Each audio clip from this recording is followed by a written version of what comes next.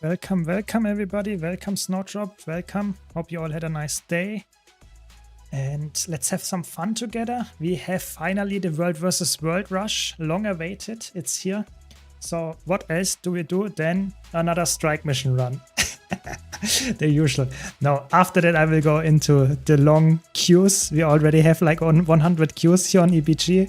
So the goal is to get into that hopefully sometime during the stream. But who knows? Who knows? That's the big drawback of the World vs. World rush. Having to wait for potentially a long while to get into the maps. But at least we also have some action happening, you know? At least I hope so, because if 100 people are in the queue, that means that there should be around 50 to 70 active players on the map. Guess then there should be some action going on, but who knows, you know? If all of them are AFK, I guess that's then not that good, but quite unlikely. Welcome, welcome everybody. Yeah, excited. Excited for the week. Excited for the World vs. World rush event and all the good stuff. So let's play some power conduit. Ooh. Okay, I guess our commander couldn't wait for the ready check. That's fair. That's fair. I can understand that. And yeah, let's see how good I can play this build. I'm trying my best, but it's not that hard. It's just really fast paced, and I still have to nail the rotation. I would say a bit more. I'm still not perfectly executing it, especially if I don't have stability. I have to use my dodge here. But yeah, looks quite good. I mean, power conduit, if you're a Revenant fan, probably the best Revenant build right now to play. In PvE that is, so give it a try. It's fun. And I would personally also say it's also not quite hard. It's just fast-paced. You spam a lot of buttons in short time. So yeah, the usual, I would say, for high-end builds, oftentimes you have to press a lot of buttons. But that should be okay. Just press as many as you can and you will probably be fine. This build is not that hard. But yeah, as usual, if you have any questions, any comments, let me know. And we also have currently a giveaway going on. So if you're in the chat here and want to enter the Twitch giveaway, !enter to enter the giveaway for 400 gems sponsored by ArenaNet. We are celebrating 20,000 rather, I should correct myself, 20,000 subscribers on my YouTube channel. So that's what we're gonna celebrate here with some gem giveaways. You have to be a Twitch follower to win. Subscribers get 5 times the luck. And if you want to even enter a legendary giveaway that I have on my YouTube channel as well, type !giveaway on top of that. Mod luck activated. Exactly. Who knows? You know, you never know.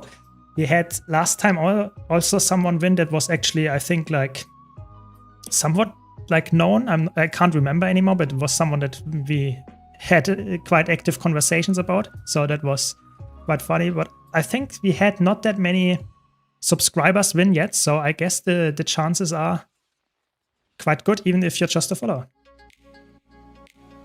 The only problem with the World vs. World rush is that they just don't have the players that spawn. Yeah, I think there are some issues with that, of course, because you always have the experienced people clashing with the people that are just there for, oh my god, for the gift of battle or something. But that's just how it goes. You know, you cannot make everything perfect. I just think it's one of the best rush events that they have, because it actually is like achieving exactly what we want. More players in the content that we actually all want to play, or most of us want to play. And yes, I know some people are just farming it for gift of battle, but even then you get something from the World vs. World rush. So I think most players actually enjoying it. So I'm actually quite happy about this rush. Oh my god, we don't have any stability. Now we do. That's good. That's good. So World vs. World rush, I just released a video about it. So if you want to see the very concise version, you can also watch the video, of course. But in general, just get into World vs. World, get more rewards. That's it.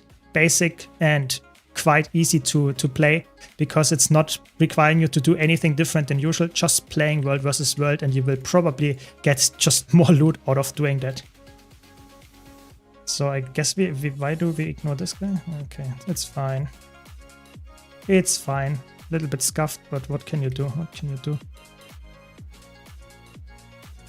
We did it. Yeah, welcome, Beard and Rock. Welcome everybody. I hope you had a nice day. And after this strike run, I will go into the queue and hopefully get into World vs. World Rush myself at some point in the stream. What is the best way to start on Conflux in World vs. World? I would say the best way to start is just trying to play World vs. World somewhat actively. So I'm not saying you should play it like 6 hours a day. Of course you can, but you don't need to. But try to play every single week, get at least a bit of the progress in the, how is it called, chests here, boxes, whatever they are called, like get as many tickets as possible, because Conflux and all the other World vs. World related legendaries are, I wouldn't say heavily, but they are somewhat time gated. So you have to play every single week to the highest chest that you can do, because that just will make your life easier in the long run. So if you play 24 hours on one day, you will possibly not get that many rewards as if you spread the 24 hours over the course of like 6 weeks, because then you can potentially get a bit more tickets and stuff like that. Maybe not completely true with if you're a beginner, but for a veteran, that's probably the wiser choice. Just wanted to point it out here. But yeah, Conflux is one of the legendaries that is the most straightforward. It's not like you have to do a specific like event chain or something like in PvE. You just play and you will get the legendary unlocked. Yeah, you just have to play a lot of World vs. World, get a lot of tickets and invest some gold into it. That's the whole thing about Conflux. It was really scuffed, really scuffed. But I just don't want to sit there till 11 just to get in and then see my team sits on the spawn. Yeah, I agree. I think that is painful, but I think it's always the first day everybody wants to join. Like the first day is like very active, and then it drops off quite drastically. So if you can be patient and don't need to play today on the first hour when it comes out, then it's probably like you will be fine. It's just like on the first day, like every single, even the casual players, everyone wants to get in, get the rewards. And then after that, it gets, at least in my experience, quite a bit better. But like I said, I think like patience is key here. I think even now with 100Q, you will get in at some point. It just takes a while. So we will see if I can make it in today in EBG, but it doesn't really matter for me. I don't have to grind it like for Gift of Battle or something. I'm fine. I have all my Gift of Battles prepared, so it's just for the fun of more action there for me. Fractal Rush needs a rework. Yeah, I agree. I think the Fractal Rush is so weak. It's so weak. PvP Rush is good as well. It's just the Fractal Rush that is like horribly bad. It's so bad. It's just not providing you with a lot of value. If you're not a completely new player, get some value from it. On my second account, I get value from that. But on like as soon as you played Fractals a bit, it's just not that much value. I really like the old school rewards where you had the chance of getting a Chuck egg set for farming Fractals. I know that is probably a bit over the top, but I personally really like this system where you just said, okay, this week I just play Fractals. You know, I might get lucky and I might get like rich, but I think that was a really fun incentive to play even more Fractals than usual. There has to be a middle ground there as well, but an underperforming Rush is, I think, a really bad rush, yeah, so to say. You can, with the skirmish tickets, you can, for example, craft legendary from World vs. World. You can also use them and trade them for Mystic Clovers. You can get, for example, like Ascended Armor and stuff like that. So there is a lot of ways to use them, but they are a rather, I wouldn't say rare currency, but they are rather annoying to farm if you need like a couple hundreds of them. So I would say if you're a new player, better save them, because they are, even for me as a veteran that plays regularly World vs. World, I have only like a couple hundred, there are 1,000 something lying around. So it's not something that you get like insane amounts if you don't play like World vs. World exclusively. Yes, Gift of Battle is a reward track. It's just select the Gift of Battle reward track and you will get it there. Give me a second here. This one. This one it is. Easiest legendary to get in World vs. World is the back piece, but it's almost also the most time gated. Yeah, I think it's fine. I think not everything has to be like completely hard or something. I think a time gate is something that is also okay. I know some people really hate it that there are time gates, but I think for something that is somewhat easy to get, I think it's okay to have a time gate on top of that. I know that is a somewhat controversial take, but if you have a legendary that is somewhat like just play the game mode, I think it's fine to have a time gate, because it's quite hard to make a legendary in World vs. World that is not time gated and still not achievable with within hours. I think you have to find a decent way to do that, and I think it's quite challenging for ArenaNet to come up with something other than time gates. Welcome you, welcome, welcome. Just found your videos yesterday. Do you think there's an open world build for Ranger? Yes, you can play Power Untamed with Hammer. That is the best option for Ranger if you want to play with a Hammer, I would say.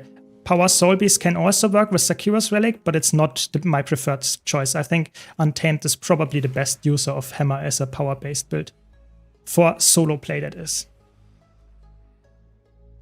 It takes 77 Mystic Clovers and 250 Mystic Coins, plus 2 Gift of Magic and 2 Gift of Might. Exactly, it's quite expensive. It's not the...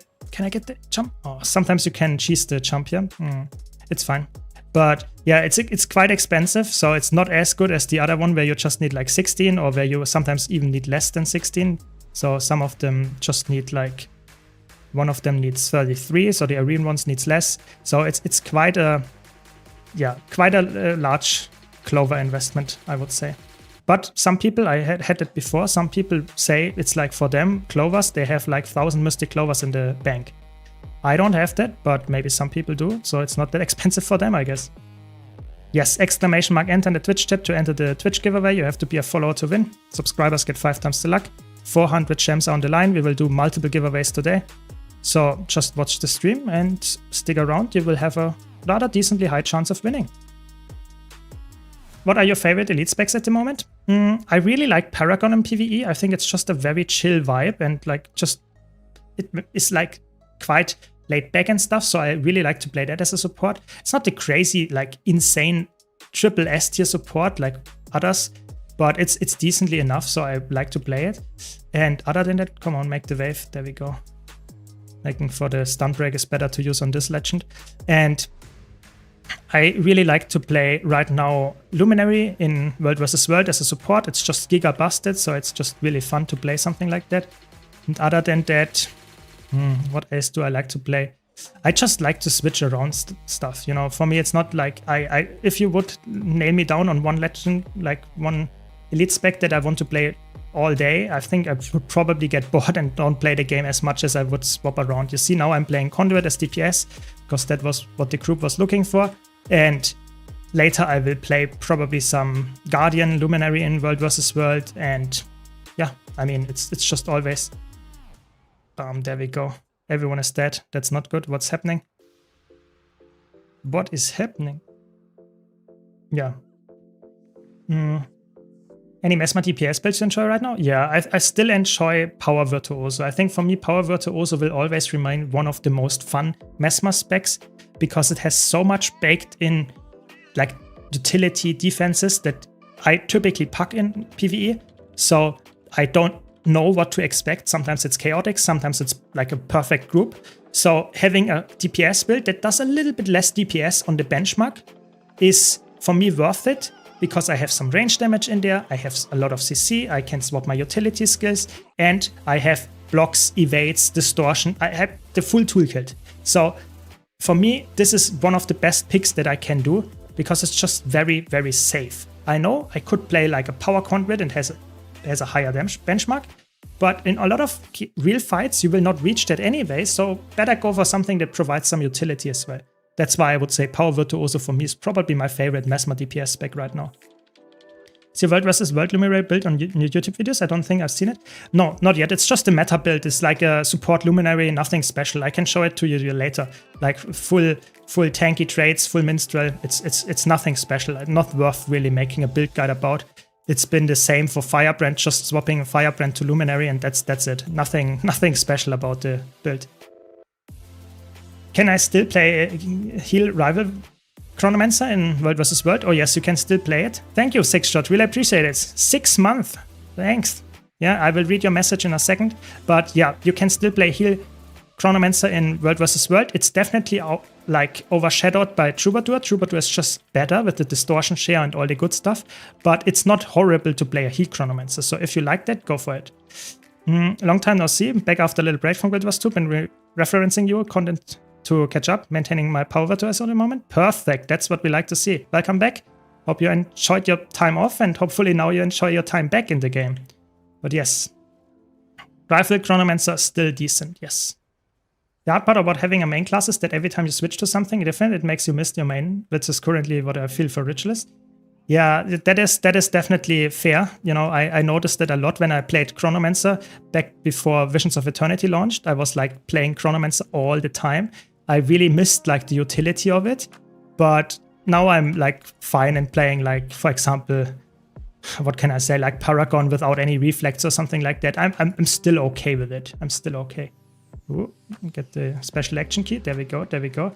I'm playing Guild Wars 2 for like 2-3 months. I was playing Luminary and Willbender, and I wanted to try Mesmer. So I'm testing Troubadour and Virtuoso, but I feel like squishy compared to Guardian. Yeah, that is in the beginning always the case. Don't sweat about it. You will get better. The squishiness will leave as soon as you understand the fights better. You know, I can read chat here, not because I'm such a good gamer. I'm just have played this boss like in and out. So I just see the attack patterns with like my left eye only, and I'm fine. But this is just something, and now he dies. No, I'm joking. But that is something that you will slowly like get better at. You know, it's just understanding mechanics, understanding how fights work is the way to improve and get like, so to say, tanky without actually getting tanky stats. Just be patient, you will learn it. What do you think would be the best path for Aurora? Should I do the PvE master achievement for the gear completion portion of the collection, or do the World vs. World track? I personally would say if you like World vs. World right now, that's probably a really fast way to get some of the annoying achievements out of the way, because they are, so to say, split. They are not really needed, the achievements. You need just the skin unlock, which is really weird, but that's good enough for most players. So you can just play, for example, World vs. World, get the skin unlock and get the Aurora as well. I personally did that, but that's up to you. I personally just think it's actually, with the World vs. World rush, if you don't mind the queues, I think it's probably a little bit less sweaty than getting the achievements sometimes. Okay, we are doing the Wizard's Tower one now, I guess. No, awesome. Not professional. Just like, I would say experience, and I was not even like, not perfect mechanics. I was just not dying. That's good enough, I would say, in Guild Wars 2 PvE. Yeah. I dislike the change that they did, where we need to swap legends every 5 seconds now. Yeah, I think it's to be honest, I cannot see that staying like that. This is insane to me, this trait. It's so busted. It's so good. Like, to be honest, this trait here is so strong that I don't see that staying for the next couple of months. You know, like the legend swap plus the cosmic wisdom increase, that's crazy. So I personally think it's about to get nerfed, and then you will not be forced to play it anymore. I cannot see that being like that, because don't forget, this means that you also get way more energy, you know, because you can swap more often, which means refilling the energy to 50. It's just like the trait is like having like 5 different effects, and it's just the best in slot build like thing anyway. You know, it's not like you want any of the others as a power build. Yeah, definitely not staying like that, I would say. Enjoy it while it lasts. I'm currently playing on EU, yes. If it says failed to enter the giveaway, that means that you're already in. So don't spam the chat too much, or otherwise you might get confused. But yeah, as usual, if you have any questions, just let me know. And don't forget, you have to be a Twitch follower to enter. Only on Twitch today, the giveaway. I have a legendary giveaway going on YouTube, so be sure to type !giveaway if you want to enter that one. But yeah, and of course, subscribers to my channel on Twitch get 5 times the luck, just to a little bit higher chances for them. Exactly. There you go. The giveaway on YouTube is still running for a couple of more days, so don't stress too much. And yeah, I mean, you have the chance of winning a legendary. Exactly. Tips on farming spirit shards. There are, I would say, hundreds of ways of getting spirit shards in Guild Wars 2. Like almost every single activity rewards you with like tomes of knowledge or just experience that you can use to get like level up your level and get a spirit shards. I would say farming meta events with a lot of thresh mobs, for example, like in Living World Season 4, like Dragonfall, like Domain of Istan. Those are awesome. When Halloween is happening, the best way to do it is probably in the Mad King's Labyrinth. Other than that, I would say just try to play a lot with boosters on. So if you play, for example, World vs. World in PvP with boosters on, you don't get experience, but you get tomes of knowledge like crazy. So for example, I have in my inventory here, I don't know, like, let's check. I have probably around like 3.5k spirit shards or something. So that's not that much. Yeah, it's not that like slow amount either, but it's not like crazy amounts. But I have like 10k like tomes of knowledge, which you can convert into spirit shards as well. So that is something that you should also try to keep in mind, because it's actually easy to farm tomes of knowledge if you play world versus world a lot, for example, or PvP, that is. So yeah, it's not something that I would say is like for everybody, but no, that is a really nasty placed puddle there, but okay. We take those. Yeah, so there are a lot of ways of farming spirit shards. You just have to be a bit, so to say, patient. It's not something that you can get done in one day, getting like thousands of spirit shards. It just takes a bit. I want to play world versus world with a couple of friends who are not in guilds. Can I make a temporary guild so we can all get in the same server? Yes. I think that is probably the smartest way of doing it. Ooh, we need some CC. There we go. That's why we have the staff. So yeah, I would say making a temporary guild is probably the smartest choice there. The thing is, you have to be a bit careful. It's not something that you can like do every single day, because the world versus world reset is only happening every now and then. But as a new player, that's the only way of getting to, or in general, is to make sure that you get into your teams with the friends. So I personally would say, yes, making a guild, it costs like 1 gold or something to create a guild, a temporary one, that's not a big deal. So yes, it's a bit annoying that you have to do it like that, but that's probably the best way also for the future. Can heal Rev now? Yes. You can still play like heal Revenant as you want it. Yeah, full heal Conduit is possible. You can also play Quickness Conduit with DPS, Condi or Power. You can do that. It's not, especially the heal version, is not like something that I would say is like rifling Chronomancer, but that is not a big problem because you can still enjoy it. And I would say for 90% of the PvE content, heal Conduit is like good. It's like really good. It's just for the really try-hard like CMs and Legendary Challenge modes, where I would say probably not the best pick. Probably not. It's good to see you. How can we get all the mastery points in here? Do you have a video about that? I don't have a video, but I've thought about making one in the future when I play again on my second account, so that I can showcase that live on stream as well. In general, just getting all the mastery points in Tyria is, some of them are really annoying to get. So you just have to like stick to the wiki, stick to some guides if you want to get all of them. I don't even have all of them, so I just unlocked all the masteries and that's it. Typically that's the best if you, for example, get the stories done. They give quite a nice amount of like mastery points just for playing the stories. So the main story quest, so to say. How do you change the cursor? So this is a Blishard module. It's called mouse cursor, so quite descriptive, and that's the one that I use. !mouse in the Twitch chat, or you can go to my website where I have a full guide about how to set it up. Link is in the description. Yeah, I'm always happy to help, always happy to help. I like to play heal Herald with Clint as Legend. I can provide 25 might, fury, region, and quickness. Is my role a quick DPS or boon DPS? So your role would be a boon DPS or quick DPS. That's the same role on Herald, because boon DPS just means you provide the boons, one of them alacrity or quickness.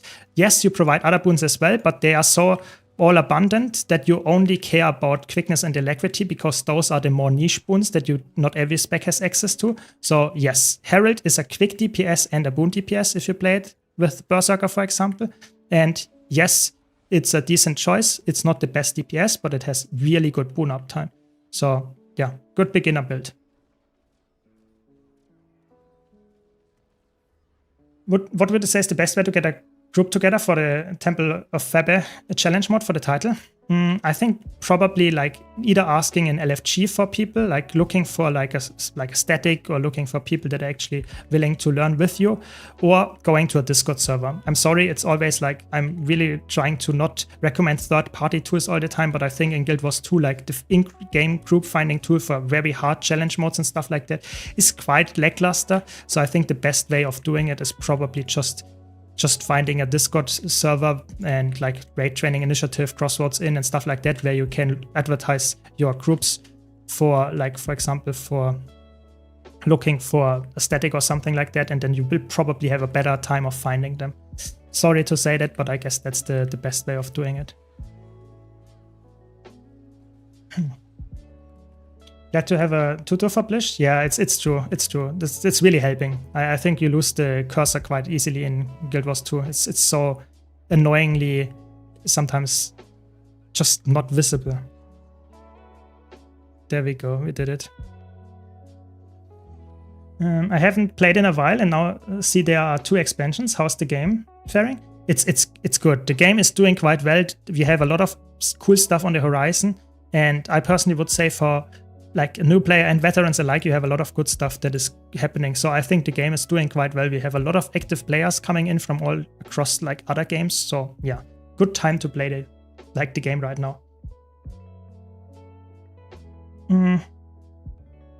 I hit 80, finished Path of Fire, unlocked Griffin and some mounts, but I'm lost right now. What I should do, just have Path of Fire and Heart of Thorns. So if you still enjoy the game, maybe get another expansion. If you want to stick with the ones that you have, I think that's completely fine. There's a lot of stuff to explore. Maybe get a legendary, maybe try out different elite specs, maybe go for some collections. There are a lot of things to do. You just have to tell me what exactly you like the most, what kind of, I don't know, just general like playstyle, and then you should probably find something for you even after completing all of this. Yeah, so I can show the power conduit build. 1 second. The power conduit build is nothing special. It's on Snowcrows. This is the traits here. Those are the traits, and full berserker with some dragon pieces in there. Superior rune of the dragon hunter, and sword with force and impact sigil. So nothing special. Important is relic of Peter for the most amount of damage. Welcome, Sapphirus. Welcome, welcome. Always happy to help. Always. No, I don't have a Discord specifically for finding like statics or something, but like I said, I would recommend like the raid Discords, like Raid Training Initiative, Crossroads in. Those are very nice to find always people there. Is it okay for a quick DPS to share region? No. It's completely fine. It's not a problem. It will not affect healers, because healers will override your region. The region that is actually ticking is always the region that has the highest amount of value when it ticks. So if your healer provides like I don't know, where should I queue actually? I don't know. Let's go for the smallest queue. And I guess we go here to get some pips. Do we get pips here? Yes, we do. But yeah, so for healers, the region ticks typically by itself because you have the highest amount of healing power. So if I equip a healing build, then that means that my healing power is very high and my region has the highest value. So for example, the region that I share here heals, I don't know, 3k in 10 seconds, something like that. So it heals 300 per second. If you don't have any healing power, your region ticks probably for like 140 or something. I have some outgoing healing as well on top of that, so it will heal even more. So it will always tick. So region, even though you share it, it will be overridden by the healer if they also are sharing. Yes. Me and my friend ended up on different World vs. World teams, even though we played together last month. Any way to get around that so we can play together or have to wait for the month? Yeah, so you can switch that if you are not having a team selected. I cannot showcase this, sadly, because I'm an Reunited partner, so I have a little bit of a different thing here to do that. I can select my team all the time. But if you have not selected your team, you can go to matchmaking and select your team and join the same team. Or if you want to circumvent that for the next season, you should always select your guild. So the battle guild that you select will be the guild that you will be assigned with the same team. So it's a little bit annoying, the system, but go to the matchmaking thing and you should select the same stuff. If you already selected it, then the next time that you will be together. If you haven't selected it yet, you should probably be able to join up this time as well. Bit annoying, but that's how it works. Relic of Peter gives you a buff when you teleport or shadow step, 10% against the target, 10% damage buff, which is the highest DPS buff that you can get. So that's why it's the best relic for our conduit. The grind is great at the moment, but I'm worried of grinding legendaries if Guild Wars 3 is gonna be announced soon. I think even if it's gonna be announced, don't worry about it, you know? You can still play Guild Wars 2 forever, and even if it will be announced, and I don't know if it will be Guild Wars 3, you will probably have years until it drops, so I think enjoying the Guild Wars 2, the game that you have right now, that should be the goal, yeah? And I personally enjoy the game a lot, even though I have all the legendaries, and I think when Guild Wars 3 comes out, I will also enjoy Guild Wars 3, even though I don't have any legendaries there yet. So I think you just have to have the right mindset and don't stress too much about a possible other game coming out. How is Luminary? I played a lot of Willbender, Dragon Hunter. Luminary is awesome. In all game modes, it's insanely strong as a healer and DPS, and it's just, even after the nerfs to it, it's still S tier in all game modes. So 6 shots, give it a try, you will like it. Always happy to help, Saint. Always happy to help. Yeah, see you, Snowdrop. Have a fun night. Yeah, keep in mind, there's other variables to consider. Guild Wars 1 achievements unlocked stuff in Guild Wars 2. Who says that Guild Wars 2 legendaries might not have other benefits in Guild Wars 3? Exactly. We just don't know what's gonna happen. And we also don't know if Guild Wars 3 will even come out in the next 5 years. You know, there were so many MMOs and even announced and then cancelled just before they were released. So who knows, you know? I'm just saying Guild Wars 2 is currently live. It will stay live for the next 5 to 10 years. So just enjoy it, yeah? And it will not go anywhere. I'm using Sakiros right now. I like the healing. Exactly. You can play Sakiros as well. It's just a 10% damage loss if you don't go for Pater, which is fine. You do 50k with Pater in the correct rotation. Without Pater, it's 45 or something. So it's still very good. Yeah. Question, I'm a new player, so I'm trying to figure out how to get Relic of Sakiros. You use it a lot in your guides. So there are 2 ways of getting it. The first way is just getting the Relic of Sakiros from the specific Secrets of the Obscure. Where is it? Secrets of the Obscure. And one of the achievements here for Inner Naios gives you the relic. I don't know which one it is. You can check it on the wiki. Yeah, just type it in the chat here. Type /wiki and then Relic of Sakiros. Yeah, just the name. And the wiki will open and will tell you which achievement you have to do. The second way that I prefer if I play World vs. World or PvP is doing the World vs. World or PvP reward track for Secrets of the Obscure.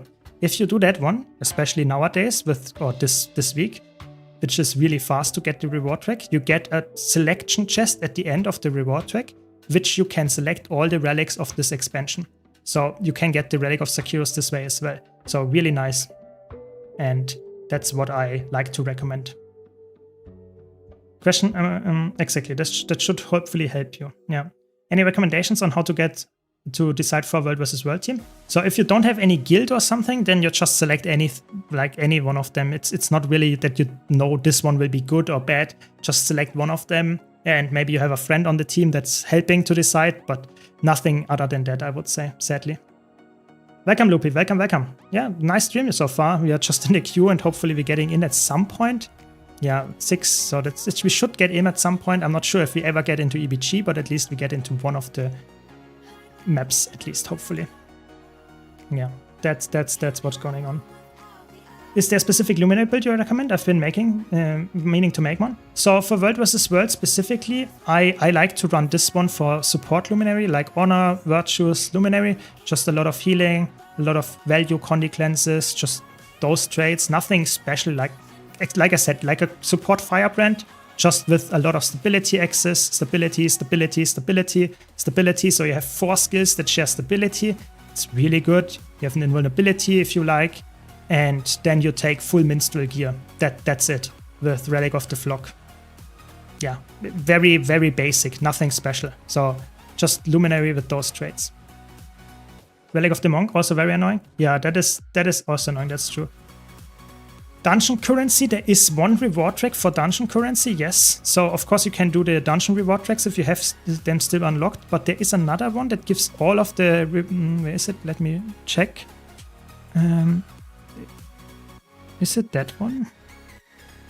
Because a while ago they removed dungeon reward tracks from being able to repeat it. So yeah, this one, Tyrian Dungeon Explorer track. This is the one that you want to do, because then you can get all the dungeon tokens and skins. You can do that via World vs. World and PvP. So this is the one. Tyrian Dungeon Explorer reward track. That's the one. It's the gift of battle rush, exactly. It is. It's the world versus world rush, so you can get the gift of battle very fast. Is there any new relics I should be looking out for Guardian Mesmer from the expansion? I would say Relic of the Biomancer is extremely good because it, for Mesmer, for Virtuoso specifically, because every time you apply bleeding, you heal yourself, which is really strong. Then other than that, I would say Relic of Castora is probably the best, just increases outgoing healing against targets below 50%, so that's good as well. Can absolutely recommend the Power Scepter Hair Evoker for roaming. Yeah, it's really good. I liked it a lot. I played it a lot off stream as well. It's just really fun. Yeah. Welcome, Machivaru. Welcome. Yes, you get them in the boxes, exactly. You get them from the boxes. It's like you open the boxes and you will get the dungeon loot there as well. And at the end you can also select a specific dungeon skin. Thanks, Bloody Erebus. Really appreciate it. Thanks a lot for the support. Hope you're enjoying the stream. So don't forget, we have a lot of viewers. We don't have all of you entered yet. !enter to enter the gem giveaway. You have to be a Twitch follower to win. Subscribers get 5 times the luck. We will draw the winner at some point when we get to hopefully to the map something. So you can get the Dungeon Explorer reward track in World vs. World or in PvP. Both of them are completely fine. So in PvP you have the same reward track as well. Let me check. Is it Tyrion Dungeon Explorer reward track? Exactly. You see, it's still there. It's just the PvP one and the other one is World vs. World. Both of them give the same rewards. And yeah, if you don't have all the skins, that's it. Thanks, Quillen. Really appreciate it. Thanks for the Prime. Hope you're enjoying the stream. Thanks for your support. So yeah, I would say it doesn't really matter if you go for PvP or World vs. World. The good thing is they progress independently. So if you play a lot of World vs. World, you get your reward track there. If you don't play a lot of PvP, it doesn't matter. If you play both of them, you will progress both of them, but not like in a summary. Thanks a lot, Insanity. Really appreciate it. Thanks a lot for this, for the Prime. So this is something that I would say, just play the game out and enjoy more, you know? PvP, World vs. World, they both give rather similar progress in terms of like how fast you can complete them. Just play what you enjoy more. Some people really dislike World vs. World, some people really dislike PvP. Go for what you like the most, and you will probably end up with the rewards in the end. How long have you been playing Guild Wars 2? So I started playing Guild Wars 2, or I created my first character in 2013. So at this point, 13 years ago almost. But it didn't really click with me. You know, I did not really play the game that much. I played it and then I did not really enjoy it that much. So I just stopped playing it for almost a year and I came back in like 2014 or something. And then I slowly started playing it a bit more. And like I would say with Heart of Thorns, I really started playing Guild Wars 2. That was like, so like 10 years ago, I really got into the game. That's, I would say, my history, so to say. Yeah, welcome, Edeka. Welcome. As PvP, you can try a lot more. Very easy. Yeah, I think as PvP is easier to get into, but it can also be more frustrating because, of course, in World vs. World, you cannot really lose. You know, you always get rewards. In PvP, if you lose like 10 times in a row, it will not only give you less rewards, but it also feels very painful. So I would say both have their advantages and disadvantages. Just play what you like. Yes, I do have a community Discord. !Discord in the Twitch chat, or just scrolling down in the description, you will find the link to that. Yeah, I think PvP is fun casually, World vs. World is also fun casually. You just shouldn't take it too seriously. Like, whatever you play, I think try to have fun first. You know, don't go for rating if you don't enjoy the grind and possibly also like the torture of not winning matches that you wanted to win. Yeah, so take it with a grain of salt and play the game for fun. That's the important part. Yeah. Do you think, personally, Guild Wars 3 will be an MMO as well? I think it might be an MMO light. So something like in the direction of Warframe with some Monster Hunter elements or something. So you have multiplayer, but it's not like you have to play with others all the time. So it's more like you can go into instances alone, you can clear stuff, you can get loot, but you can queue with your friends and stuff. But it's not something that you have, for example, like crazy amounts of players all the time. You don't have to go into raids and stuff like that. I think that's my prediction, but who knows? Maybe they go the complete opposite and say we go a full try-hard hub-based MMO. We only have parties, we only have raids, nothing else. Who knows? I personally think both of those ways are possible. The only thing that I expect is that it is not a clone of Guild Wars 2.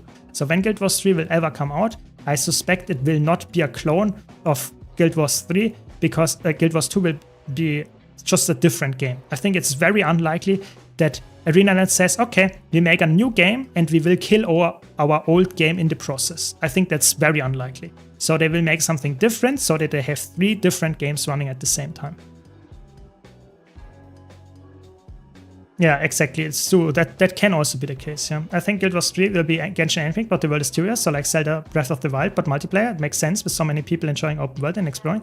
I mean, whatever works for them. I wouldn't like say anything is like not possible.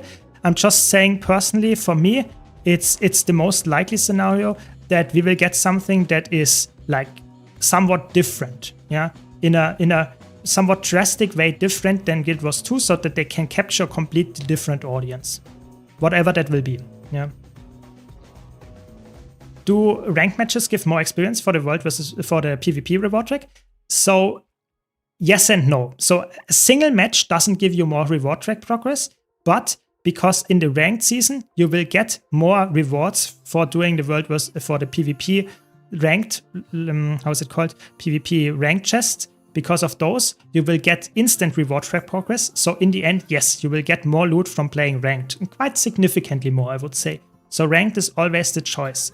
Don't play unranked if you really want to get the most amount of loot. Yeah, I'm not saying unranked is bad. I'm just saying if you have access to ranked and don't care about rating, it's probably the best to go into ranked just because you get more loot this way. Like a lot more loot.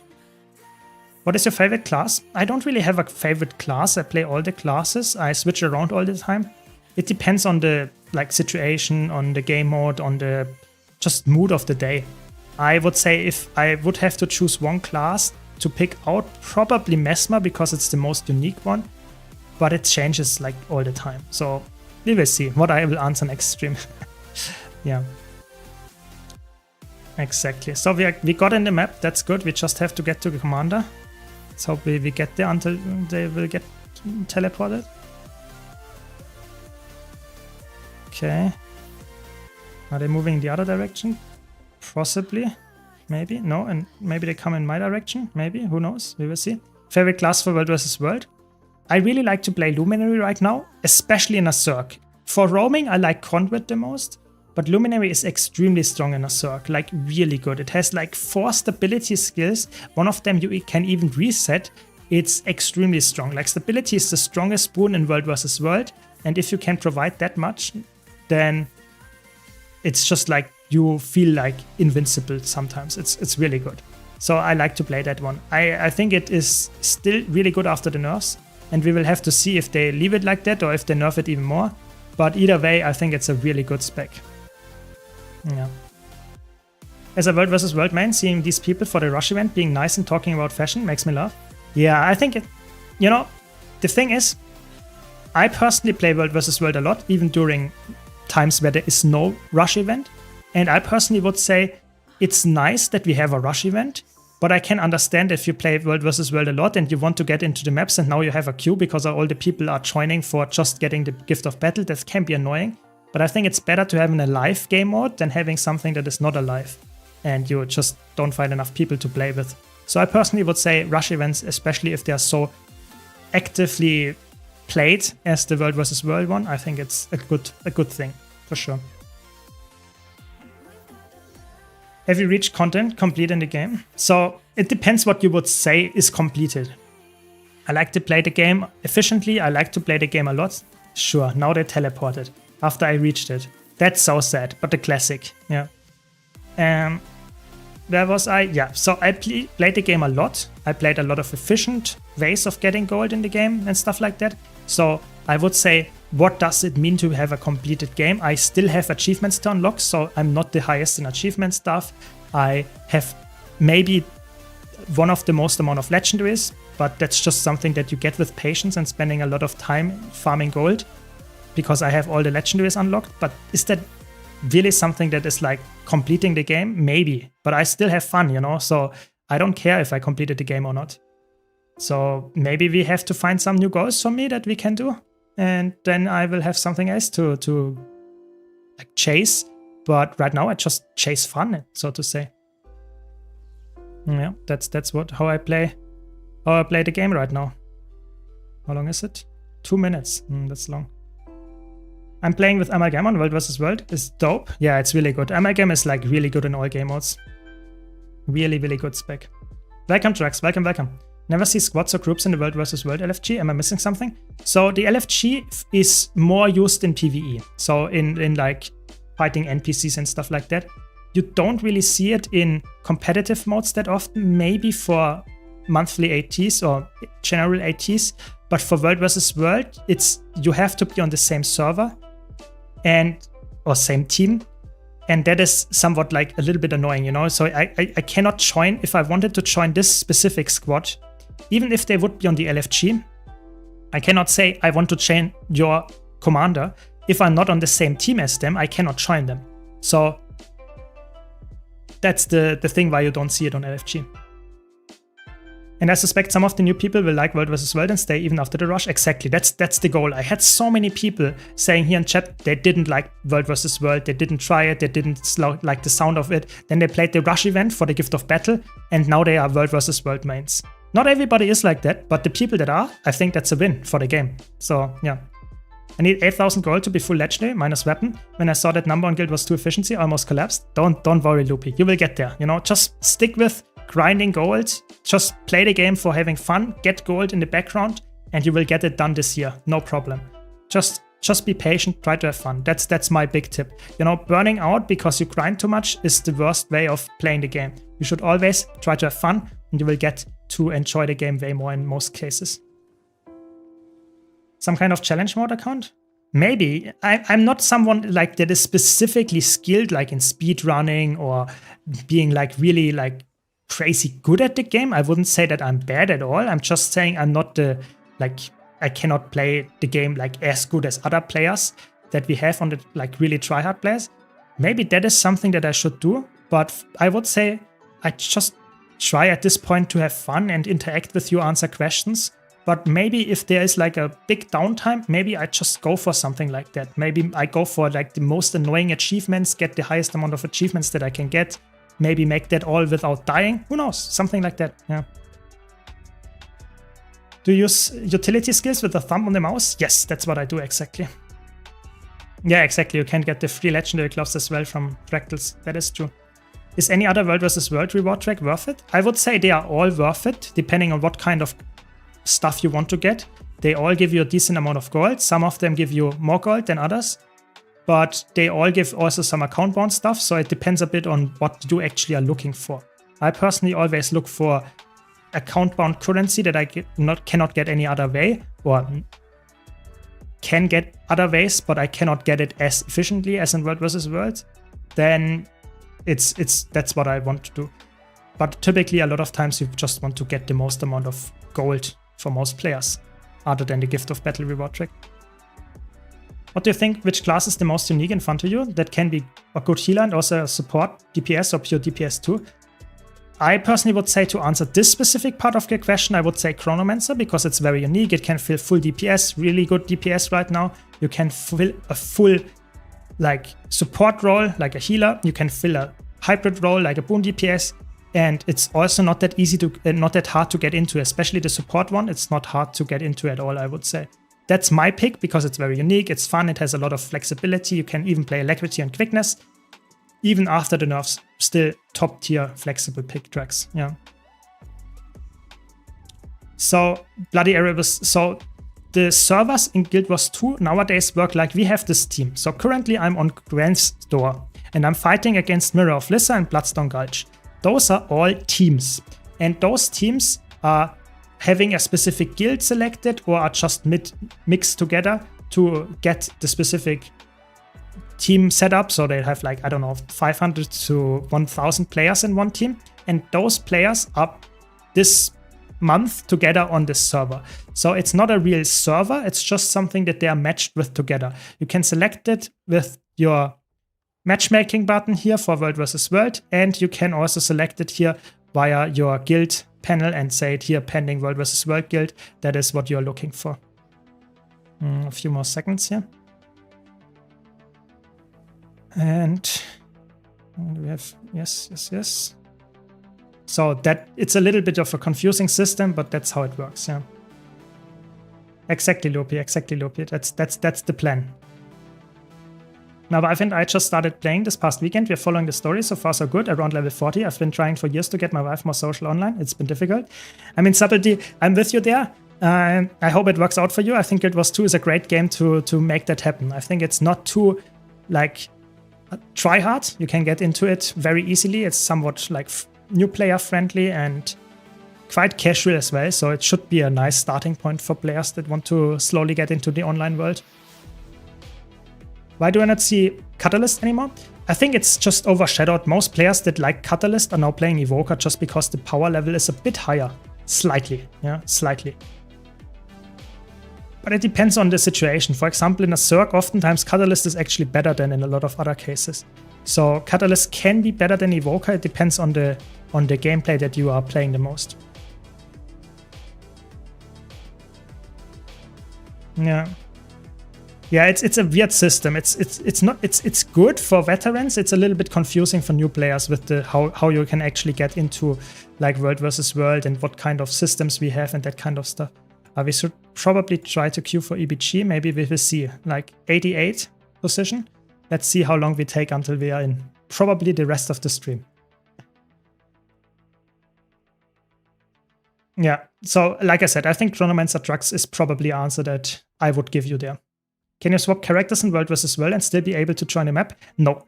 As soon as you swap characters, you will be, so to say, again in the queue. That's a little bit sad, but that's how it works. So if you want to play World vs. World, choose the right character before you start queuing up. That's the sad part here. I always liked both open world and World vs. World fairly equally, but without a guild, World vs. World just feels out of reach. Yeah, I think it's a little bit annoying. But if you're looking for a guild, I think there are so many World vs. World guilds. They are looking for people. You just have to commit a bit of effort. Yes, I know it's not like very nice that the game doesn't teach you that and stuff like that. But I personally would say that is something that is worth your effort. If you like World vs. World, it's in my opinion worth it. Yeah. So let's help our teammates here, get some kills here, defend our keep here. Nice, we got them.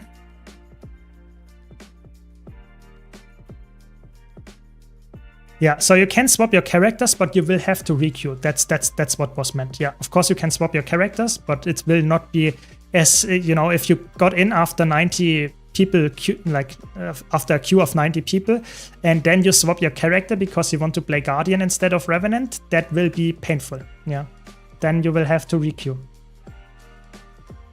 Should I wait until later to play? The queue is not moving at all. I think if you want to get into a specific World vs. World map, I think then it can be a bit painful to wait. But sometimes the queue is also weird, you know. I had it before that I was like 25 or something, and it didn't move at all. Oh my gosh. They completely spiked us there. Did they stealth or was I just reading chat too much? I don't know. Probably both. But yeah, I would say it's... I would say, personally... Yeah, I don't know. Sometimes the queue is popping all at once. Sometimes it's not moving at all. Sometimes it's just you don't get in this whole evening. I think personally, play if you like and get your hopes up maybe. But I think especially on like launch day of rush events, sometimes the queue is really like taking very long and you might not get in. So depends how patient you are.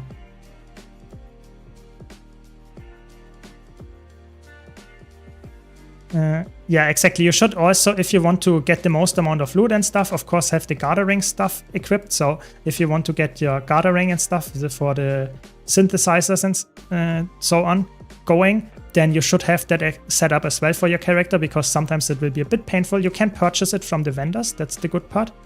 But if you want to get, for example, your infinite stuff, then you should have that also prepared for your characters, because especially during rush week, not having your character set up perfectly is painful, because every time you log out, you will lose the progress of your map and you have to just go back in the queue. Yeah. it's when a guild change map altogether, it opens up a lot of spaces all at once. That is true, but sometimes it's also just the UI is bugged. You know, it's not often the case, but sometimes that happens. So if you just, can I get the time? I think so, very good. But sometimes you just have to wait and just hope that you will get in, and sometimes it pops off like, I don't know, almost half the map is gone. And yes, that could be a guild, man. I would say probably it is a guild oftentimes, but sometimes the UI is just buggy. So sometimes, for example, the UI shows a queue and you press on the button and you get into the map instantly without a queue. It's just sometimes, it's an older game. Sometimes there are bugs. That happens. What do you think about quick play being added to raids? Do you expect it to enhance the overall raid experience? Or do you worry it might take it away from that? So I'm a bit torn. I think if they implement it well, I think it's just an overall positive. Yeah. So making an easy mode raids is the best way to introduce casual players into the raiding experience. I would say 100%. But it all comes down to the implementation. So if the implementation of the raid quick play is just like Fractal quick play, that you have some strike missions into the quick play and then the easiest raid bosses like Mossad Overseer, I think it's not that good. But if like all of the raid bosses that are somewhat doable with quick play are in there, and it's smart and people are actually enjoying the feature, then I actually expect it to be a big success, and I think it will increase the overall population of raids. So if they also tie it with the legendary, for example, the legendary ring coming up, I think it's probably almost a guarantee to succeed. So I personally would say, I'm tending to say that it's probably a big positive. Yeah. Fractal quick play and raid quickly is what made me decide to play Guild Wars 2 long term. Yeah, I mean, exactly. You know, you have players like Stu that actually have exactly that positive from the specific quick play feature. And I hope that a lot of other players see it as well. And then hopefully we have in the long run just more players playing the game. Yeah, not only in the specific parts of the game, but in general. So I hope that is the case. But like I said, it all comes down to implementation. If the implementation is like lazy or not as good, then could also be not that nice. Yeah, and split the player base and no one will play normal mode raids. Who knows? I hope it will be really good. I hope it will be really good because I enjoy raids, and I think one of the saddest part about raids, I'm not joking here, is that you have to wait oftentimes quite long to find groups, even as a veteran. And I like this for strikes, for example. I can just queue up and within like 3 minutes, I have my Icebrood Saga strike mission set up. Yeah. For raids, if I want to do Doom CM or something like that, I might have to wait an hour to get a group. And not because it's challenging for me necessarily, it's just the groups, the people that are interested to play are not there. And I hope this quick play and just the general interest in raids goes up so that we actually have just the waiting time going down for finding players. Because that's the most like annoying aspect for me, is just I don't want to wait to get into a specific part of the game. I want to have fun in this specific game mode already. Hope that makes sense. Yeah, I hope we get a lot of like updates about the upcoming core features that we will get with this like upcoming patch, because I think for me this is like one of the most mysterious patches that we will get on the 3rd of February, and I really hope we get some news about it before then. I don't know how much they will tell us. Maybe they will drop some shadow updates as well. Like, we just don't know what will happen, but I hope that we will get some teasers and some hype up. I really hope so. Took me 1.5 hours to fill up a Wing 6 group. Oh my god, yeah, that sounds horrible. I feel you, I feel you. Playing for a couple years and never really done raids or strike missions. T4 fractals, all unlocked, easy to run, but haven't sat down and figured out how to run those. Don't worry, I think the quick play and general like the increase in raid interest, hopefully with the next upcoming patch, will help you to get into it. I really expect it. I will also do more stuff on like stream and trainings and stuff, so you will probably have time to either join me or other community parts, and you will probably have a good chance of getting into raids with the upcoming update. As a new player, I wonder, do you see the developers as competent, or are they detached from the wishes of the community? That's a really good question, Brad. I personally would say the developers in Guild Wars 2 are really like close to the community in the sense of they are players themselves, they know what they are doing. even though the community is very split, you know, we have a lot of parts of the community that like specific aspects, you know. For example, a lot of players like how, for example, I don't know, new classes feel. But then you always have a specific part of the game that says this balance or this class is feeling really badly. So how do you balance as a developer there? What do? You know, do you please the 90% or the 10% that are complaining? Who knows? And I think developers, they have good aspects and bad aspects, like all other game developers. I personally would say they are not detached at all. I think they know what they're doing. They're playing the games themselves. They just not always have all the resources to fix all the problems, you know. Good example would be that we have but we have some bugs in older content, like dungeons, like strike missions, sometimes the older ones. Whisper of Chomek comes to mind. And they know about it, but they just don't have the development time and resources to put into older content to fix all the bugs. So I would say yes, the developers are not detached at all, but sometimes you just have negative decisions and impact nonetheless. I have to say that's just how it goes. You cannot make everything perfect. There is no perfect game, and Guild Wars 2 is no different. Yeah, I'm with you there. I think it will be very polished. I think all the core feature updates, I pretty much expect they will be awesome. Like fashion templates, merging of raids and strikes, and the quick play, I think they will be awesome. I think it's very unlikely that they will be like rubbish. I don't see that. They are just too experienced in that kind of stuff. And I hope we get some other stuff maybe as well. Who knows? You know, it's core feature update, so maybe there will be some small quality of life changes on top of that. So we are getting somewhere, you know, it's like already like 15 spots lower. Exactly. I would say that's a good point by Edeka here. I think it's like the balance decisions sometimes are a bit weird. You know, they sometimes make decisions in terms of balancing where not all the players can understand what they are doing, or most of the time some players are always scratching their head. That's just how it is. But I would say when it comes to the general development effort and what they are doing, a lot of times they know what they are doing and the players are actually happy with it. I would say, yeah, there are always some complaints, but the general audience is quite happy with what they are doing, I would say. Yeah, welcome, welcome, welcome. I'm from Germany, so I'm sorry for my accent that it's like noticeable. I'm trying my best and hopefully it's not too bad. Yeah. Really want a customizable UI. Then maybe I can finally be a catalyst and don't have to stare at the on-sized energy bar. Yeah, I think in general, like customizable UI for not even for us veterans, but also for new players would be like godsend. You know, it would change so much. You know, this UI, especially the boons, and like look at all my buffs. You know, I'm a veteran. I know what all those buffs are. But if a new player looks at this and thinks, what does that mean? What is that even? You know. And you cannot change it. It's always there. You cannot make it bigger or smaller. I mean, you can make it somewhat bigger, but you cannot replace it or place it somewhere else. It would be such a game changer. But the thing is, I don't want to be like a negative, pessimistic person here, but the game has been out for over 12 years. And if that would be on their top priority list, or if they would be able to do it, I think they would have done it already. That's my logic analysis of the situation. So I think it's not gonna happen. You know, I'm really sorry to say that, but if they haven't done it in over 12 years, I think it's quite unlikely that they will pull it out. Welcome, Haldir. Welcome, welcome. I'm doing good. I'm doing very good. How are you doing? Do you enjoy the game right now?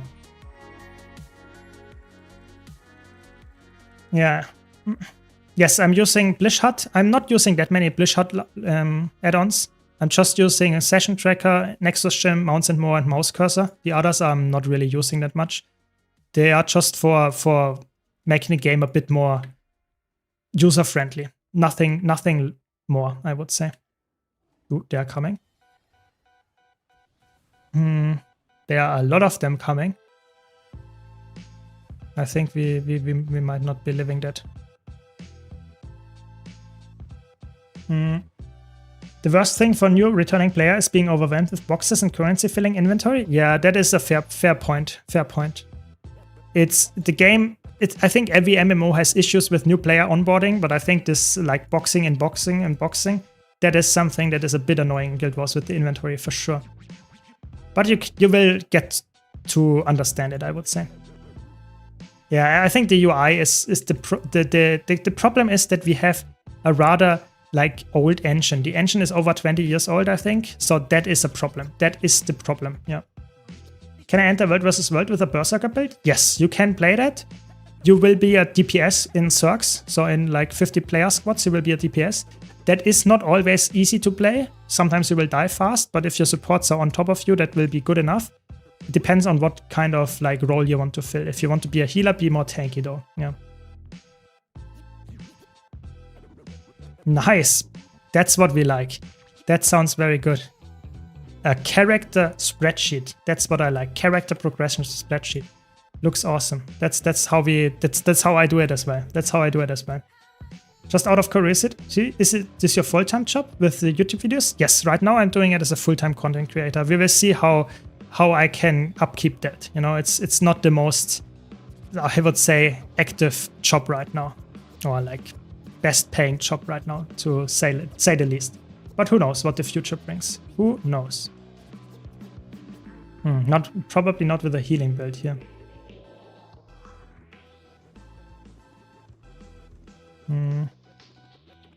What about translations? Do you feel that there are any chance we have it in the future? I'm from Brazilian, and the Brazilian community already gave up for asking for it. I think personally, like a translation for other languages than the ones that we already have in the game seems right now rather unlikely. I'm not want to be pessimistic here, but I think it's the same argument. They would probably already have done it if they like wanted to make it happen. But if there will ever be a Guild Wars 3, I think it's very likely that they will push out a lot of different translations. I think it's in the current modern gaming industry, it's very common that you push out like all the languages with AI and stuff that is possible. And I think it's very likely that they will push out a lot, even with the voiceovers and stuff. So for Guild Wars 2, seems not that likely, but for future games, I would say it seems quite likely. At least that's what I predict. Yeah, I have no clue why this is like the case, Machiwara. I don't know either. I don't know. What do you think about power creep? I think the power creep is definitely existent. It definitely is there. Just, yeah. I mean, at this point, we have to embrace it. I think it will not go away. I made a full video about it, and I might do another one in the future because this is just even worse since then.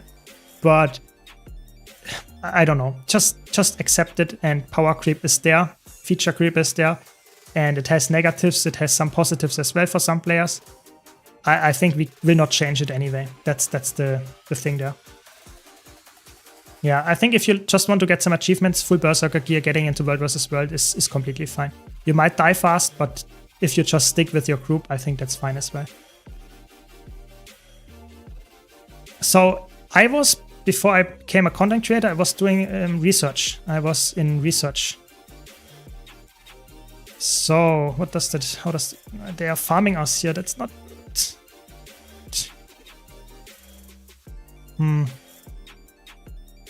yeah, how long? 75 Q. Ooh. So I'm not sure if we get anywhere here.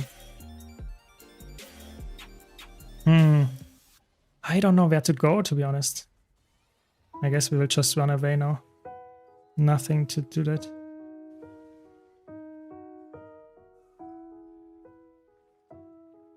If I want to be a ranger solo roamer, what stats would I use? So either you use like Marauder pieces if you want to be like a power-based version, or you use like something like Trailblazer, Celestial for a Condi-based version. That would be my top choices. Ranger can play power or Condi, both of them are fine. Depends a bit more on your preferred playstyle. Yeah. I agree. I think like Portuguese should be in the game. I think like all the stuff that is not in the game that has like insane amounts of like just users and speakers should be like in the game. For example, like German is in the game. I know that for a fact. But Portuguese is way more spoken across the globe than German. So I don't know why they made the decision to not make German, or to make German and not Portuguese in there, but I guess that's what they did in the past. So I just hope they listen to this feedback and will do it in the future. Yeah. I'm streaming on Twitch. I'm actually streaming on Twitch as well, Wes. So I'm not only streaming on YouTube. Yes. Yeah, the queues are crazy. The queues are crazy. I'm playing Luminary right now. So Luminary support is right now the way to do it in World vs. World for a lot of stability uptime. There are other builds for Guardian that are really good, but for stability, that's the way to do it. What do you think the best build spec would be for leading puck bounties, champ trains? So solo capable, good damage, but all able to support a couple of randoms that join you. Probably some kind of like build that uses a trait that also shares alacrity or quickness. So for example, like a Tempest, a Berserker, something like this. They can share, or Scourge, they can all share boons, but they also have a really good solo build as well. So like you can check it out on my YouTube channel. I have like, I don't know, at this point over 50 solo builds, and like over, I don't know, 70% of them share boons to allies as well. And those are preferred because, of course, if you have allies, they will be happy about that. What do you think is the strongest spec for PvP after the nerfs? I think like Troubadour is extremely strong. I think Evoker is really good. I think Luminary is still extremely strong even after the nerfs. There are just a lot of the new Visions of Eternity specs that are still very, very good. Does Condi have good health? Yes. If you play, typically you play Condi more defensive than power because Condis take longer to deal damage, so you have to survive longer. Whereas power builds are more bursty, so I would say yes. Typically they are tankier and you use more toughness and vitality for those. Yes. More Germans have access than Portuguese. I guess that's the truth. I'm just really sad that this is the case, you know. I hope that in the future this changes, you know. I don't want to have games put in resources just for the sake of money, but also at some point say, okay, we want our game to be good, you know. We want to make money, but we also want to have a good game. And a good game means we want to ship it to more people that actually want to play it, even if those players don't have as much money as the others. I know I'm speaking here too like unrealistic, but I personally just think it would be awesome to have the language support in there as well. You know, why not? ArenaNet does stuff that is not always the best choice, you know. So for example, they could sell more skins in the champ store than they do. They don't, but they could. Is there an SA server? I don't think so. We have the only servers we have is NA and European as well as Chinese, but the Chinese servers are completely separated, so you have no access to them if you're playing on a Western country. It's really just you play on EU or on NA, and if you are from South America, you will definitely play on NA because the servers are located in Texas as far as I know. So this is way closer than if you would go into any European server country. And if you are from Australia, I know some people here in chat are, those always have a bad choice. They will always have a bad ping. Doesn't matter which like region you select. This game really should add an Asian server. I agree. Like Asian or like just Oceanic server or something like that. Yeah, that would be the way to do it, to make it more like user friendly and just make it so, because the Chinese server, the problem is it's completely different marketing. They have a completely different model, you know. It's way more pay to win Guild Wars 2 in the Chinese version, which is, they like that, but this makes it so that it's not shareable with all the other like regions of the world. That's why, yeah, Guild Wars 2 China is a bit different. I would say I would say quite a bit of a different game. Just how it goes, I guess. Are there any repeatable World vs. World Rush achievements?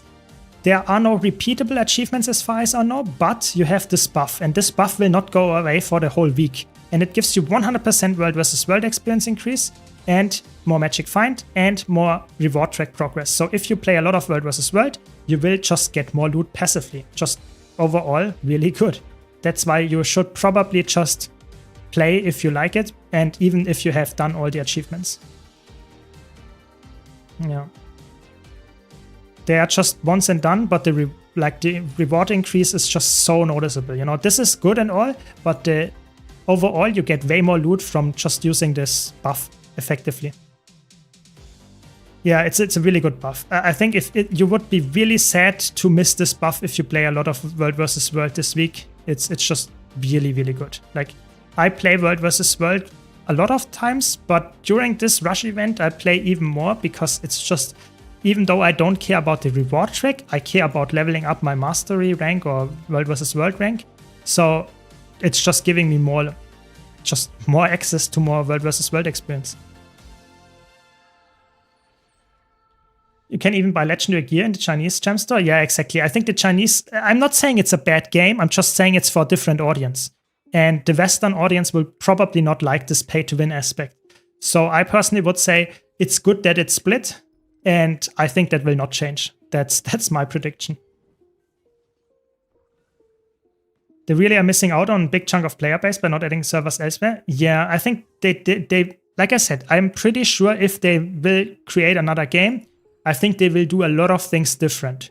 And not necessarily because Guild Wars 2 they did it bad, but they learned a lot of stuff from it. And I think if you learn stuff and you fail some checks, however I will call them, for example, that you don't have enough servers across the globe, that is something that you can improve. And if they're going big with another game, I think they will try to have more servers and will try to keep their server architecture, which is really good in Guild Wars 2. So I really have to praise the game here for that, because I think I don't know any other MMO that was never shut down for maintenance. It's crazy. Guild Wars 2 is extremely good for like that. And I think if they can keep that for upcoming games and have more servers across the globe, I think this is really good. Will we ever get a God of Raids title? Who knows? You know, that could also be a core feature update title. Who knows? That is like really fun, like quick play introduction, raids merging, and maybe a Gods of Raiding title. Who knows? I'm not sure if they are into that, because we have the Gods of PvP and Gods of World versus World, and we have the Fractal God title, so we already have like 3 that are covering all the 3 major game modes. But who knows? Maybe they just want to go hard with those titles. Who knows? With the next expansion, maybe. Yeah. Do you spend all the boosters in this Rush event? I have so many boosters. I will spend all of them, yes. But I will probably not get it done this. I have like, from those mini World versus World XP boosters, I have like almost 3 stacks or something. And I have like permanent like experience boosters and stuff like that. So I will not run out of boosters. I just use them all the time. But yes, during the event, it's even better. Yes. Does the experience buff stack with the Snowflake Gobbler buff? Yes, it does. It does. Yeah, very good. They wouldn't even need to market the game. I see a lot of Brazilians quitting or complaining the game doesn't have translation. Yeah, I really, like, I didn't notice that before I started content creation like 1 year ago or something, that there are so many Brazilian or like South American players playing. Because I make content and I have on YouTube the automation translation feature on. And this is so helpful because a lot of like Brazilian people don't have content on Guild Wars 2 in YouTube. It's just not there. So if you want to watch it in Portuguese, my channel does that. And it's not perfect, of course, but it's better than not having it. So I really noticed how many people actually enjoy the game or my content because I translate it into Portuguese as well. It's good. Really good. Yeah. I mean, it's just don't worry too much. If you are new to World vs. World, just stick with your group and you will probably have a good, decent time. Just try to have fun, you know, and slowly check out what other players are doing. Maybe watch a guide or something, what build to run. Don't take it too seriously, you know. This is like more of a casual game mode. You just run around, capture some stuff, kill other players, and hopefully don't get killed. But it's just patience and you will get better, yeah. Every time I play another MMO, I'm really annoyed by their downtimes. Exactly, you know, I don't even remember downtimes when I go to other MMOs until they happen, you know.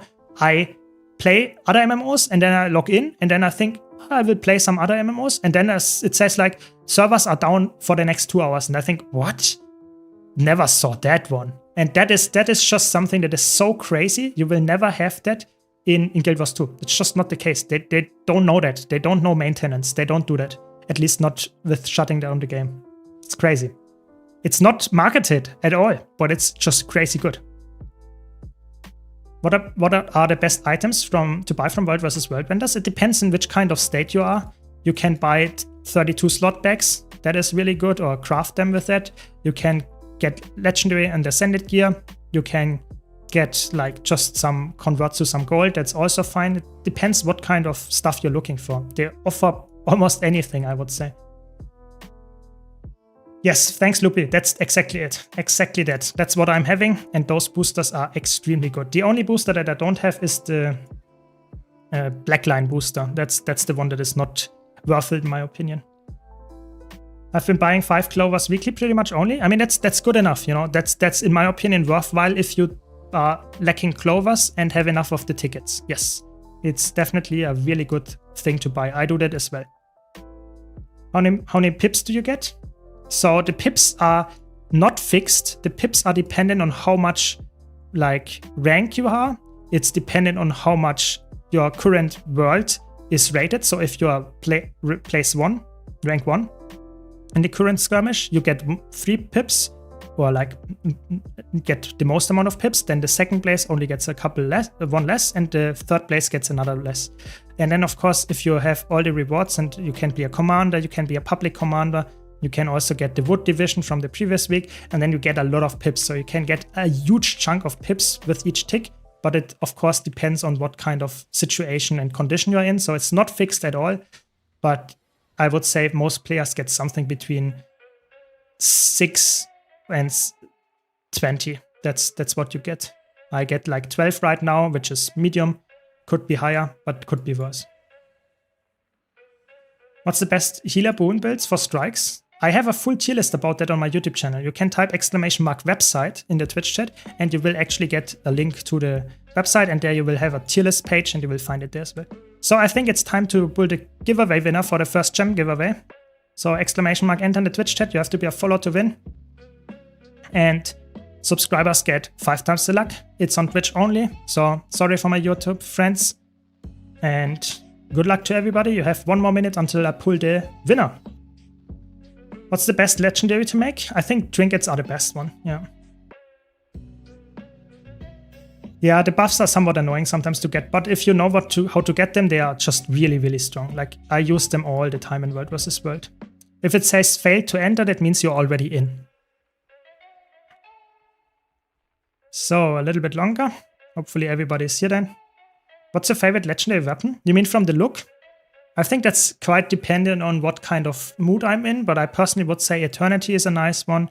I really like the Mordrumov variants for Oreen. I think they have a really nice glow to it. I think they look very good.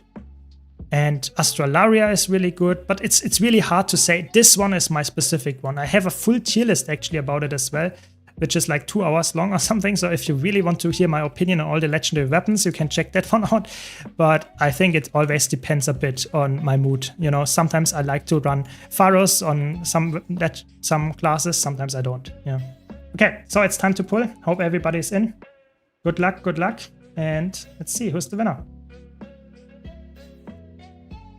And the winner is 6 shots. Nice, congrats. You had a rather high chance of winning because you were a subscriber, so congrats to you. Then let me know you're still here. Just write something in chat. Congrats, and I can whisper you the code. There we go.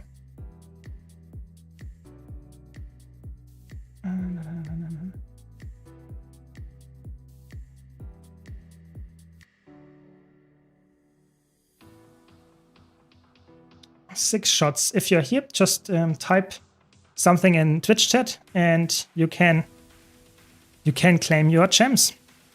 Hope you're still here. You were here earlier, I saw that, but just have to make sure. I will give you like 1 to 2 minutes, and if not, then we have to reroll. That's the rules. That's the rules. And don't worry, guys, if this giveaway is over and I send the gems, we will also do another one. You know, I'm just having so many gems to give away, so more stuff coming. Just waiting for 6 shots to answer. So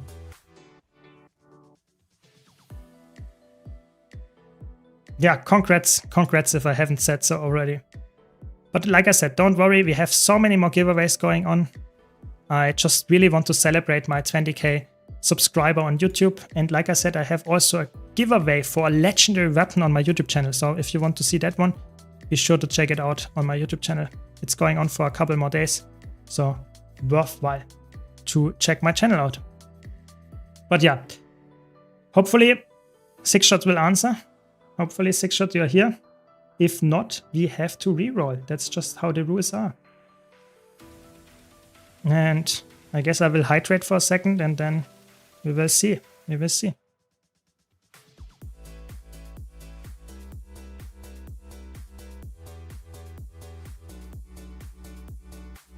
Oh, there is a team. That's almost scary, but I saw it just in time. So I guess after this fight we will reroll, or hopefully they have answered in time. So last call, 6 shots. Oh my god, the damage. 6 shots if you are here. Please let me know and let me know that you are here and I can send you the gems. It's not up yet. It's not up yet, the giveaway. Okay, I guess that was... Our team is not really good at fighting, I have to be honest here. I guess 6 shot is not here. I guess we have to reroll. Those are the rules. I waited like for a couple of minutes. Let's see who's the winner. Yeah, reroll. And who's the winner now? Bloody Erebus. Congrats to you. You were here earlier as well. I saw it. You are writing in chat.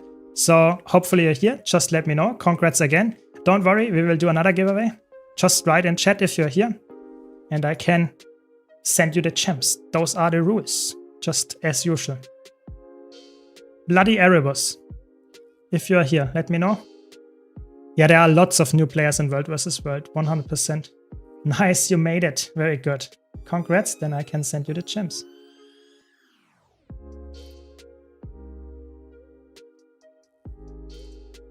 Very good. Congrats. And I will open another one. Give me a second. And there we go. It should be back up. Yes, it is. So, same thing as usual. Exclamation mark enter to enter the giveaway. You have to be a Twitch follower to win. Subscribers get 5 times the luck. I will draw the winner in, I don't know. We will see. A few minutes. And good luck to everybody. But yeah, as usual, if you have any questions, just let me know. Always happy to answer. And yeah, let's have some fun and talk about the game. I think the game, like I mentioned earlier, is in a really good state. So if you're a new player and watching my stream here, not only the giveaway should give you an incentive to watch my stream, but I think also like the game itself, what you see here, should give you an incentive to play the game. I think it was too is really in a really good state right now. Eraso, thanks a lot for the prime. Really appreciate it. Hope you're enjoying the stream. Thanks for your support. Yeah, so I really think that right now the game has good updates ahead. We have a lot of players playing. We have a lot of new players playing. We have, I would say, a very friendly community for the most part. I think it's just a really good time to get into that. Does anyone still play Heart of the Mists, returning player after 5 years? So you probably don't mean Heart of the Mists, you mean Edge of the Mists. That's how it's called. So Edge of the Mist is the overflow map. And yes, there are some players that are still playing it, but it is more niche. It's not something that you really use, yeah? So it's just a little bit outdated. You can play it, but it's not like... I would say most players would avoid it. Not because it's really bad, it's just outdated, yeah? You can still do some karma trains there and get some World vs. World rewards, but it's just not as active. Typically, you're just fighting NPCs there, at least in my experience. So not that crazy good, yeah. Yeah, glad you like it, Eraso, and thanks for the congrats.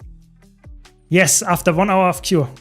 Finally you made it. Good job, good job. Yeah, I'm like halfway almost, like halfway to EBG. I'm not sure if I will get there this stream, but yeah, we will try. What other stat set equipment should I bring after Berserker for World vs. World?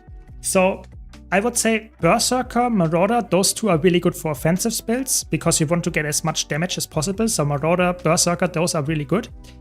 And if you are playing a support build, Minstrel is the way to go. Like Minstrel for defensive, for healer, stuff like that. And Berserker Berserker and Marauder, those two are the best for offensive builds in Zergs. It's just those two gear sets are by far the most common ones. Yes, I'm German, Andy. I'm German. Is the reward progress as fast on Edge of the Mist? No, it's not. The problem is in Edge of the Mist, you don't get pip rewards. So it's like you're just not getting rewards there for, you just get the World versus World experience, but you don't get the reward track progress as far as I remember. So it's just not as good. Like you don't really want to go there if you have any other way. It's really sad. If they would have changed it, I think people would actually play it. It's just like an overflow map that is just outdated and it doesn't reward you with the most amount of stuff. That's the problem. Yeah.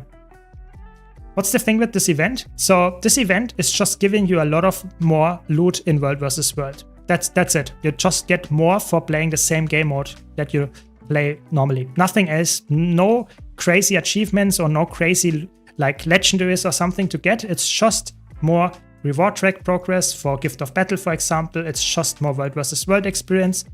That's it.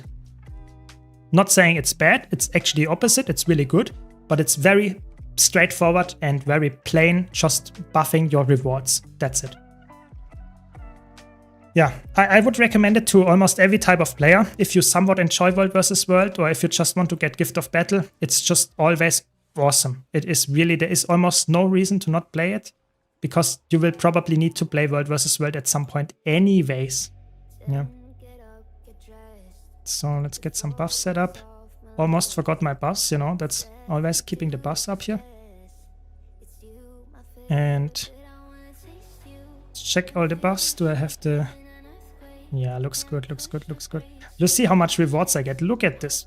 This. I just got the reward track instant potion. Look at this, how many boxes I get. It's crazy. Yes, YouTube cannot enter the giveaway. I did a YouTube giveaway last stream and I currently have the legendary giveaway going on YouTube as well. So YouTube, I think, is already covered. It's just for the Twitch viewers today on stream. But like I said, scrolling down in the description on YouTube, you will get a link to the legendary giveaway. And if you're on Twitch and you want to enter the giveaway for the legendary as well, ! giveaway, and you will get the link to it as well. Normally it took 4 to 10 hours for me to complete a reward tag. With this in mind, how much does the event help? So if you do the achievements, which you can do only one time, you will get like over 1 reward track instantly. So if you do the achievements very fast, which you can do like in half an hour, you will get 1 reward track in half an hour. And if you want to get another one after that, you will probably need like something 3 to 4 hours. So it's less than the normal fastest way. So it's really good. I get it in 3 hours or something. It's really fast. Yeah. As a new player, do you just cycle through randomly different reward tracks after completing them? Yes, that's how the game does it. But you can also activate this infinity button here, and it will say that it will just cycle through it infinitely. That's what I do currently with the Visions of Eternity reward track, but you can do it with any of the repeatable ones. Yes. The event helps quite a lot, yeah. I would say it's really good. Nice, you made it to EBG. We will see how long I take there. Congrats, very good. If you're hitting the instant reward track progress, can be done multiple times in one drop, so it depends on how fast you reach it. Exactly. But even after that, you can get it very fast. You know, the achievements are just one time, but you can farm the event over and over with just the increased like reward track gain. And then it takes like, I would say 3 to 4 hours to complete 1 reward track. It's really good. Just capturing SMC gives 90% of the whole rush achievement. Yeah, it's crazy. You get so much. That's why EBG is so contested. You know, the current like queue here is almost 100. So yeah, that's the reason why it's so contested. Exactly. Boosters are the way to go. Candy Corn booster, World vs. World boost, Celebration booster, Festival booster, World vs. World guild buff. Yeah, and of course World vs. World experience food. So ascended food. And of like a lot of good stuff. And of course you can also, if you want to get more reward track gain, use the enrichment. I use the experience enrichment because it gives me faster experience, yeah, more rank ups. That's what I'm after. But if you're after Gift of Battle or reward track gain, then you can also get 10% more reward track gain there.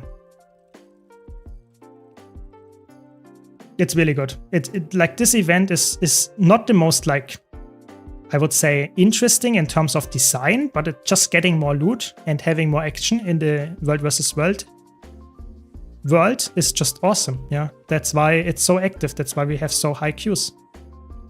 Yeah.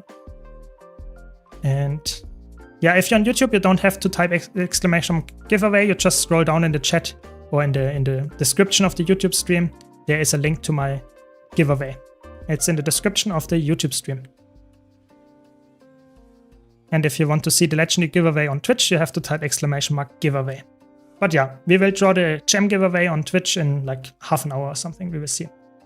But yeah, if you have any questions, just ask. I'm always happy to answer, if I can, of course. And it's just a good time to ask if you're a new player or veteran. So much stuff, it's crazy. Very nice. I already got like 200 tickets from this event. It's actually quite nice. So if I ever need tickets, I guess that's what we can get. Yeah, the Warclaw is, compared to PvE, the Warclaw is way slower in World vs. World, but it's still an upgrade over Walking. So World vs. World, Warclaw is still decent to use there. It just feels slower compared to PvE. How long would you guess it would take to grind out the Gift of Battle reward track with the current event if you just went hard on it? I haven't dived into World vs. World at all. So if you get into like the maps fast and you complete the achievements, so you get the few achievements like Capture Tower and stuff like that. If you complete a few of them, you can get the Gift of Battle reward within half an hour. I'm not joking. After that, if you want to farm multiple of them, the second, third, and fourth, and so on, will take something around 3.5 to 6 hours, depending how many boosters and stuff you have. But yes, I would say the first one is I'm not joking, doable in half an hour. It's really, really fast. You just have to get the achievements because they give instant reward track progress. And don't waste it. So always select the reward track that you actually want to get the instant reward track progress in. So if you want the Gift of Battle, select this one and also select the repeatable one. Yes. It's been 2 hours of my team losing hard in EBG, so I can't progress the achievement. Do I just try another time? Yeah, I would say if you lose all the time and don't have fun anymore, sure. Just come back another time. Maybe go to a different map, you know. EBG is not the be-all and end-all, you know. Even though the queues are higher for EBG, doesn't mean that there are better players or more active loot that you can get. So I personally play not on EBG right now, and we have a decent amount of like stuff that we get anyways. So either swap maps or maybe even come back a later time. You know, the first day is always the highest amount of players engaging with it. So just wait a bit, be patient. You will have no problem with the queue in the next few days, I would say. Yeah, you can also use the Blackline booster. I know, I'm not sure if I have even one. Let's check. I have some of them lying around, but this is just like, this Blackline booster is so expensive. You know, I have some of them lying around, but it's a 30-minute booster. And it gives me a minuscule amount of boost to PvP and World vs. World rec gain. And it's so expensive, you know, it's so expensive. It just gives me 25% increased reward rec gain. But one booster is worth one statuette. I don't know. It's just not worth it. It's not worth it. I will keep it for like crazy farming sessions with maximum magic find and experience gain and stuff like that in PvE. I just don't need the 25% that much because it's the base increase. It's not like, so to say, stacking on top of each other that much. It's just like the base increase is 25%. Yeah, it's a good item, but it's not good enough for me to use it. Or I don't want it right now. Welcome, Bigo. Welcome, welcome. How many bonus tickets can I get from this event after finishing the chest already? So if you finish the achievements, you will need to get the normal way. There will be not a faster way to get all the stuff. I think we are vibing here again. Yeah, the enemy team has a lot of fun farming us, I have to be honest. That's fine. So the achievements give like a couple of them, I don't know, maybe 50 or something. I have to check. I don't know the number by heart, but you get a decent amount of them from the achievements. And if you completed all the achievements, then you will just get the normal amount of tickets. You will not get more tickets from the event, but you will get a faster progress of the reward track. So if you are into the reward track stuff, that's what you get.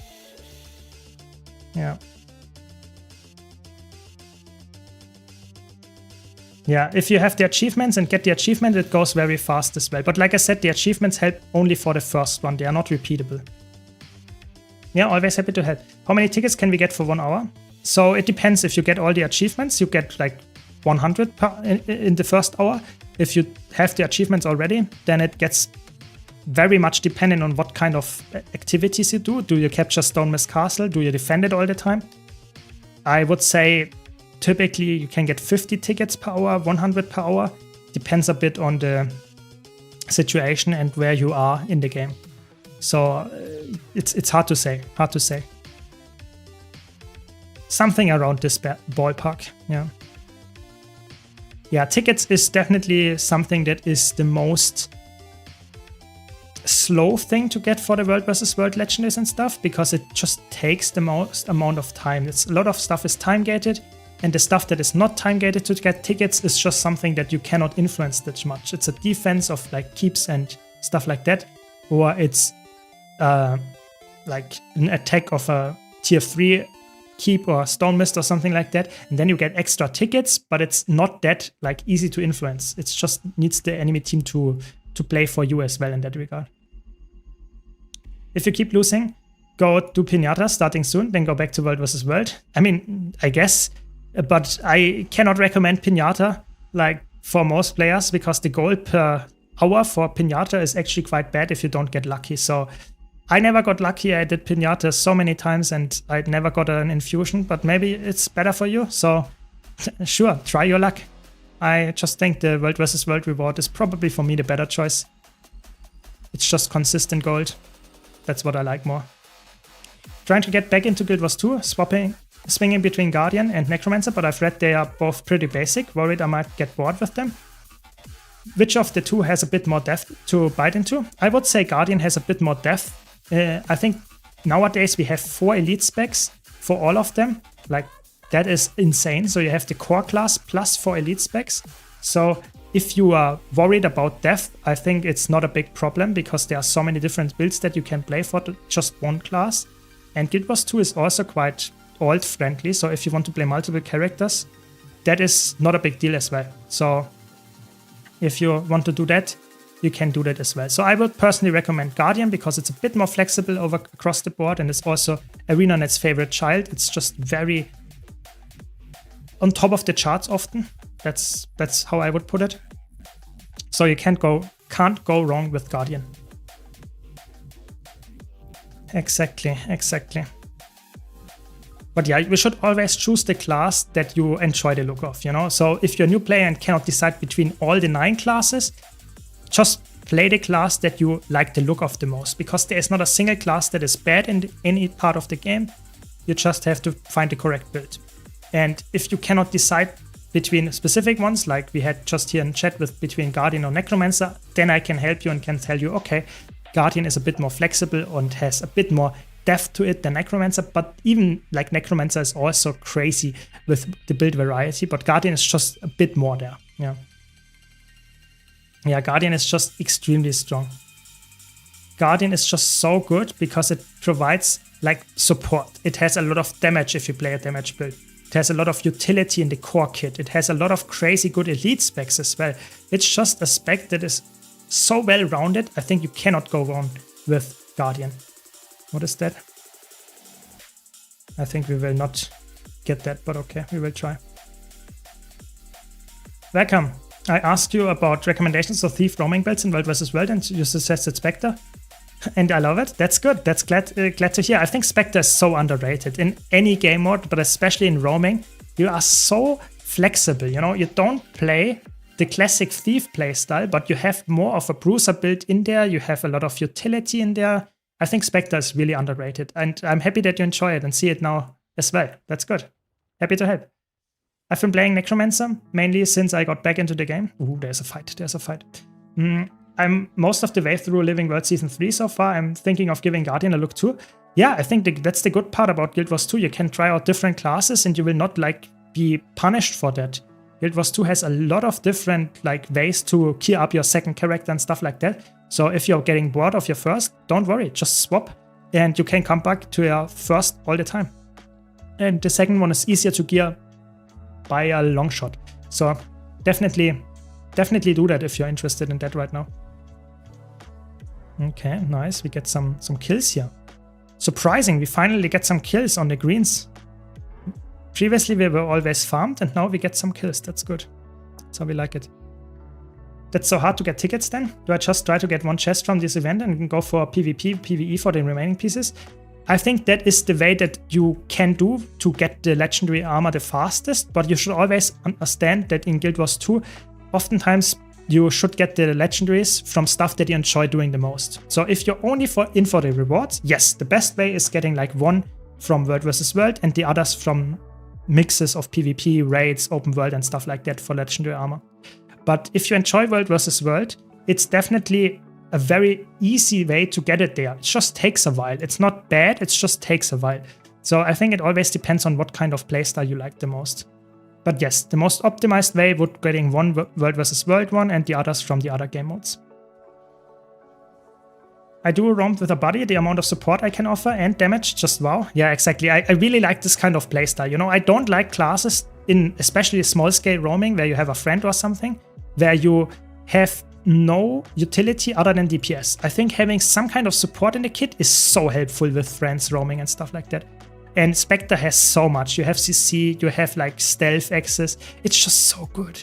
And barrier, healing, it's really good. It's really underrated. I'm with you there. I've been playing Guardian ever since I started playing Guild Wars 2. Is there another class you recommend playing that is more fun?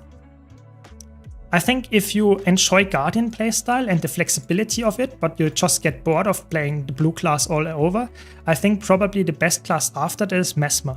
Mesmer is also extremely flexible. It's a bit more skill-based, I would say. Baseline. Doesn't mean it's worse for new players, it's just something different. I think if you like the flexibility of Guardian, I think Mesmer is your next best bet as well. Yeah, that's what I would recommend at least. Which Guardian Elite spec would you rank for all game modes like Fractus, World vs. World, Open World without much of a change to gear? I would probably go for Luminary right now. You can play a Marauder Luminary and something like that, or Dragon Berserker mix Luminary.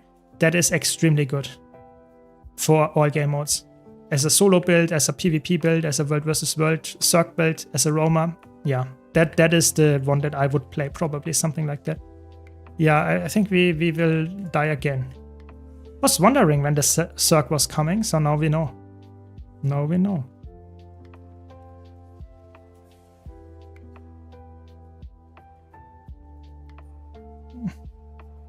They got me.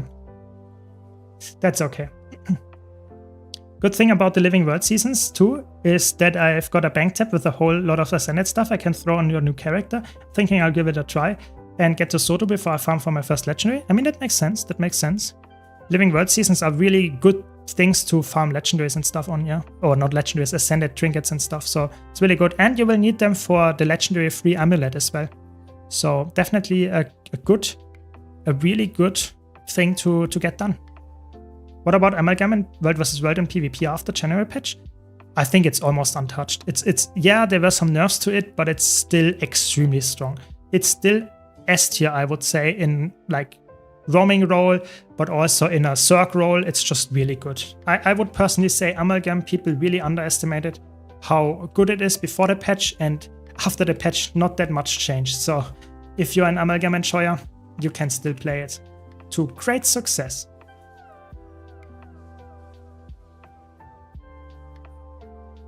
So let's kill this guy. Get some loot here.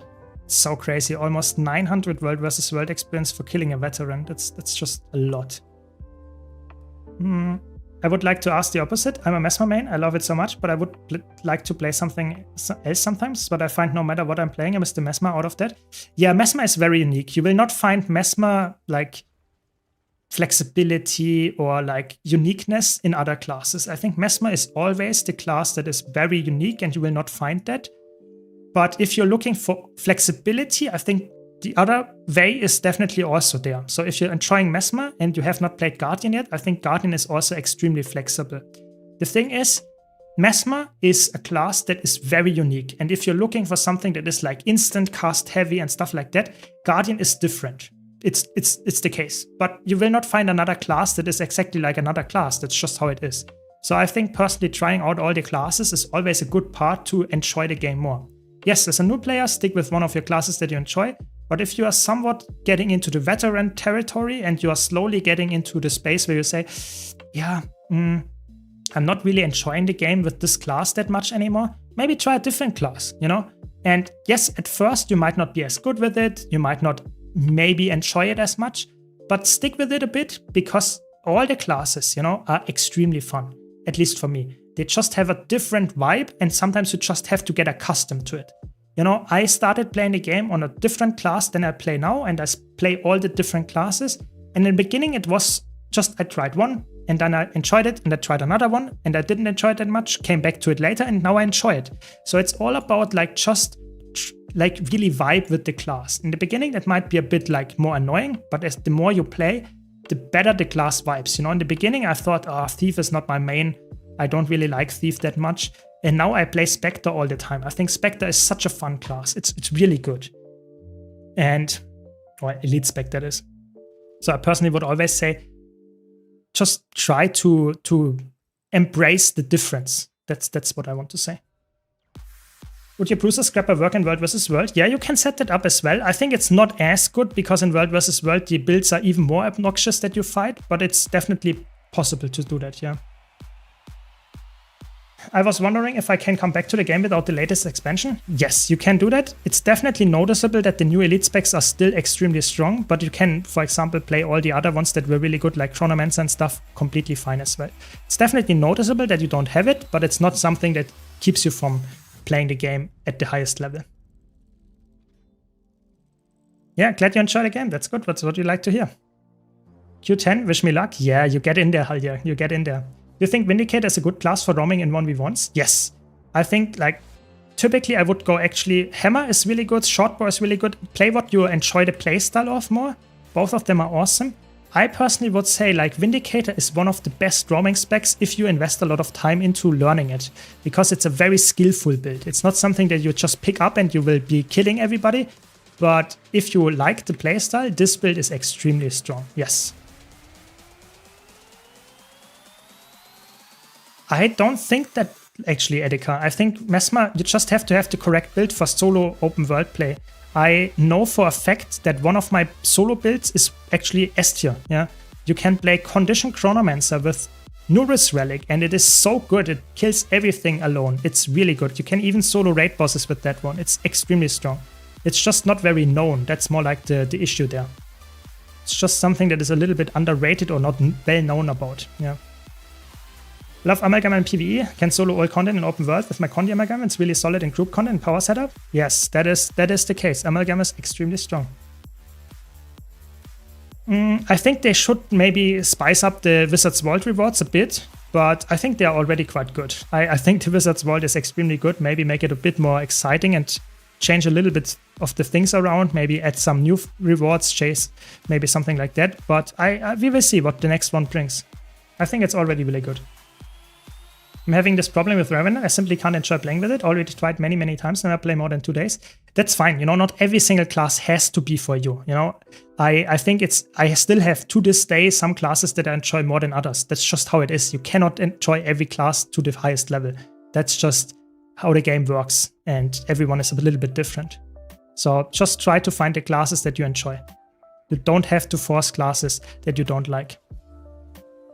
The problem here for a partially veteran is like having light and medium legendary sets and trying Guardian feels like heavy downshifting. That is fine, but at least you get another goal of getting the heavy legendary armor on top of that. See it like that, you know, you get more goals out of the game this way.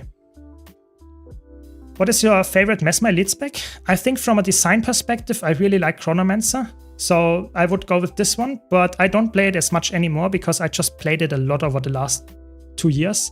Because it was so meta, but I think it's still one of my favorite ones. Yeah, I would say. Yeah, there's a Condi Chrono build. Yeah, it's really strong. It's just very underrated. You can see it on my YouTube channel. Like I said, you can check it on my website as well if you're looking for builds. It's very easy to find all the builds there.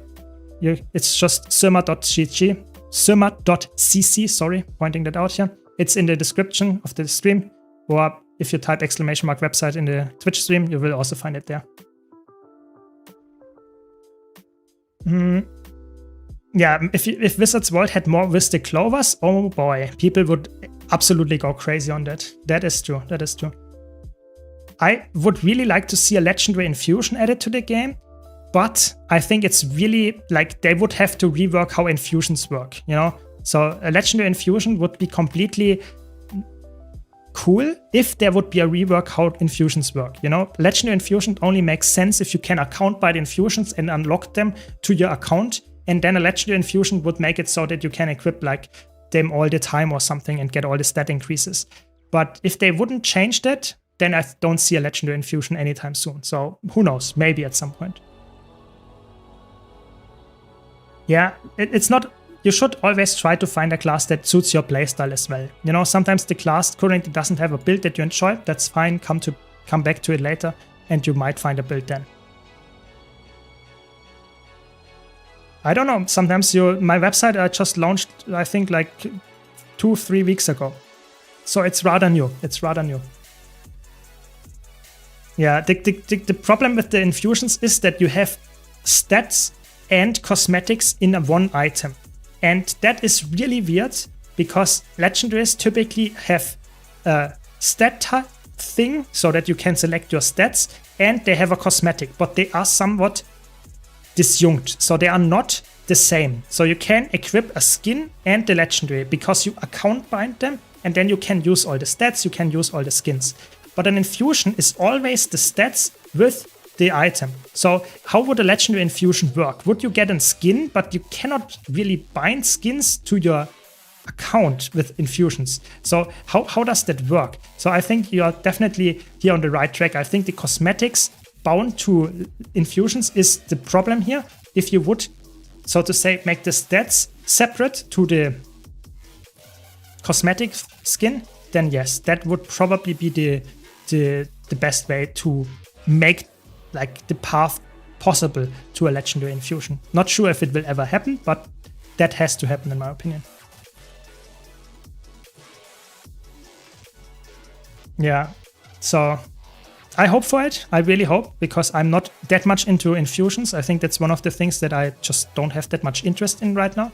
But if like the big ticket infusions like Chuck infusion and stuff, but if that would be account bound or like bound to a legendary infusion, oh boy, I would change my opinion very, very fast. It's just something that is right now not on my really big mind. Yeah. So let's see, 38. I'm not sure if we're gonna get in today. I'm not so sure.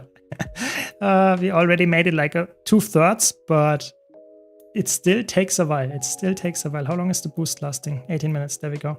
You can go Hammer Spear, which is the best for fractals raids and strike missions, and of course very viable for open world. Yeah, that is true. That is absolutely true.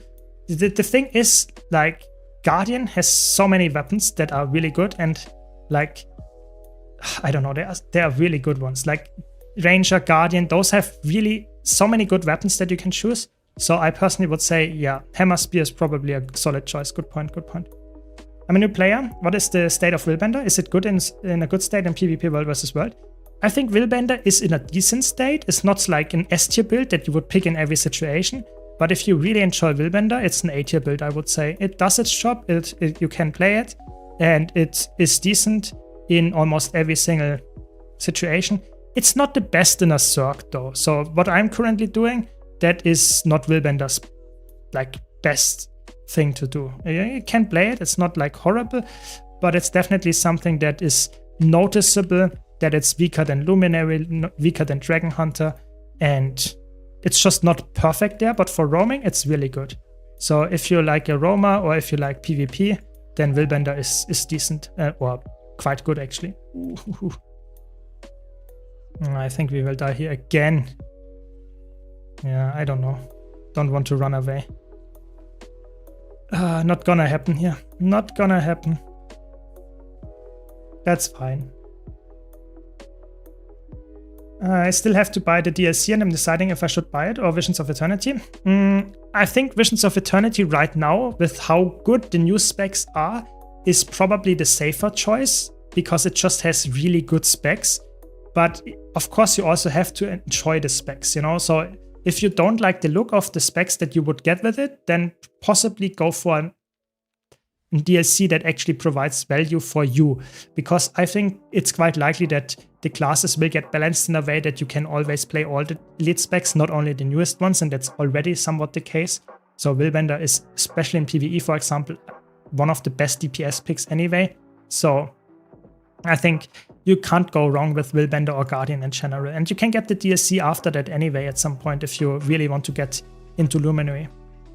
You think Scrapper can do a great job? Yes. Scrapper is extremely strong in PvE and World vs. World. In PvP, it's more of a niche build. It's not the best there, but in World vs. World and PvE, Scrapper is S tier top meta pick. It's extremely good. And yes, Amalgam is also really good, but it doesn't really make Scrapper worse because Scrapper has super speed. And there's almost no DPS build that provides super speed. So it's just really good. Yeah.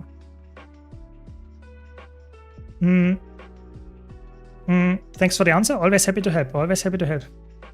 Is Paragon a good healer? Yes. In PvE, it's a really good healer. In competitive modes, I would say Paragon is a decent healer. It doesn't have like the perfect tools. It's like has good tools, don't get me wrong. It's just not always the absolute best what the current meta needs. So for example, like crazy stability output or something like that in World vs. World Circs. It's just luminaries like business.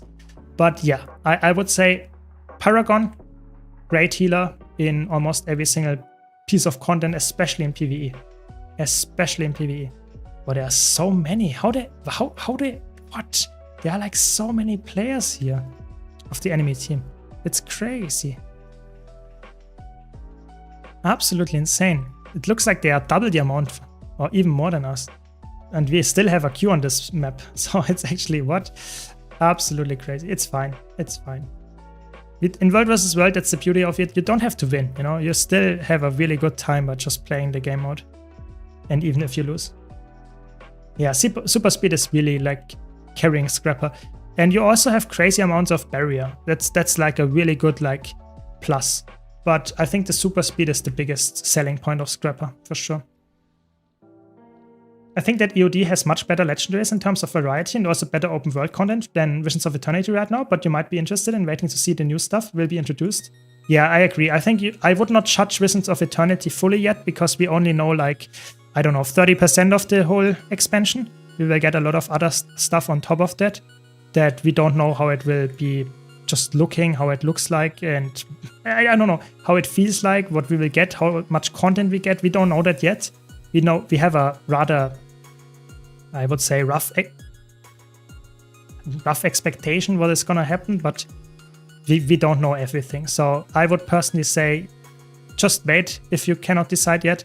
But I would agree that End of Dragons, Heart of Thorns, Path of Fire, they have a bit better amount of value for their price right now because they always are a bit cheaper than the Visions of Eternity Visions of Eternity expansion because they are older and they also are, so to say, they were longer in development, meaning that you also have a bigger expansion area and stuff like that. So I would say yes, if you just look at the value of the expansions, it's probably better right now to purchase one of the older expansions.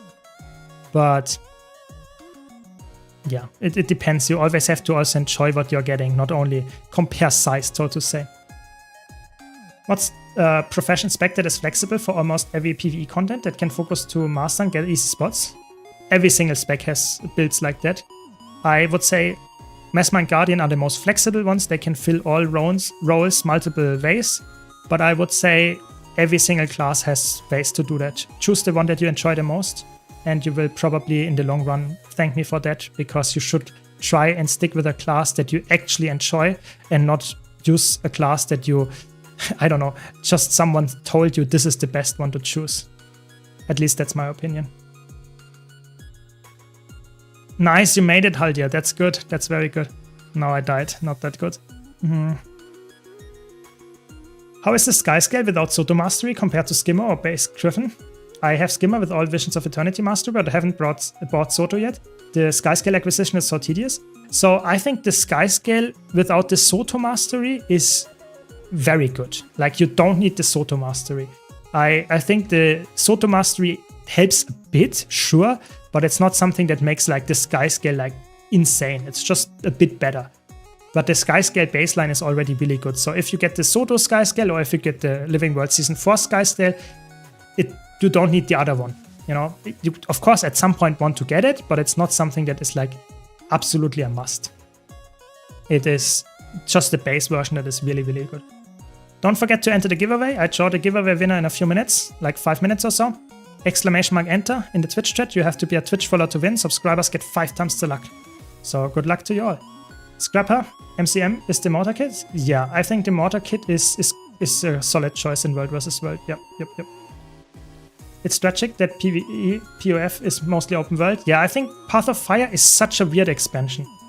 The expansion itself has insane amount of like maps and is beautiful and the mounts are good, but the replayability of it is just like one of the worst expansions. So how do you rate that? Do you say the first exploration, the mounts and stuff is awesome? Or do you say, yeah, it's really good, but after like one playthrough, there is no reason to go back. So you will never play that again typically, which is just really sad. So I think that's why End of Dragons and Heart of Thorns for me personally are better, because for me, those expansions might not be as cinematic or as crazy features as mounts in there, but at least I go back to them every single day and play something from their expansion. For Path of Fire, I don't know, ask me when I did the last time a meta event in Path of Fire. It was probably Pinata. I'm not joking. So you don't do Domain of Wabi or you don't do Desolation metas typically. That's just sad.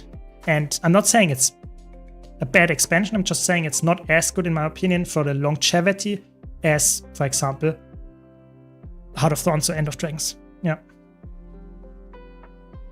If I'm just intending to go through all the content in order, would you suggest Living World Sky Scale or waiting until Soto to unlock it? I think you can wait until Soto to unlock it, because the Sky Scale in Living World Season 4 is quite a grind. The Soto one is a bit easier to get, and it's not like absolutely necessary to complete the story. You know, Sky Scale is nice to have, but it is a bit of a grind. So I personally would probably continue the story and stuff and get the Sky Scale the Soto way, at least in my opinion. That's how I would do it. 28, we are slowly getting there. Slowly, very slowly. Yeah, the maps are huge in Path of Fire, that is true. That is true. First exploration was miserable for me. It's hard to get mastery points because you can see them in the map, but you only have the raptor. Yeah, it's really like forcing you to get all the mounts. That is definitely the case. But I think that's also somewhat okay, you know? You want to have a reason to get the mounts.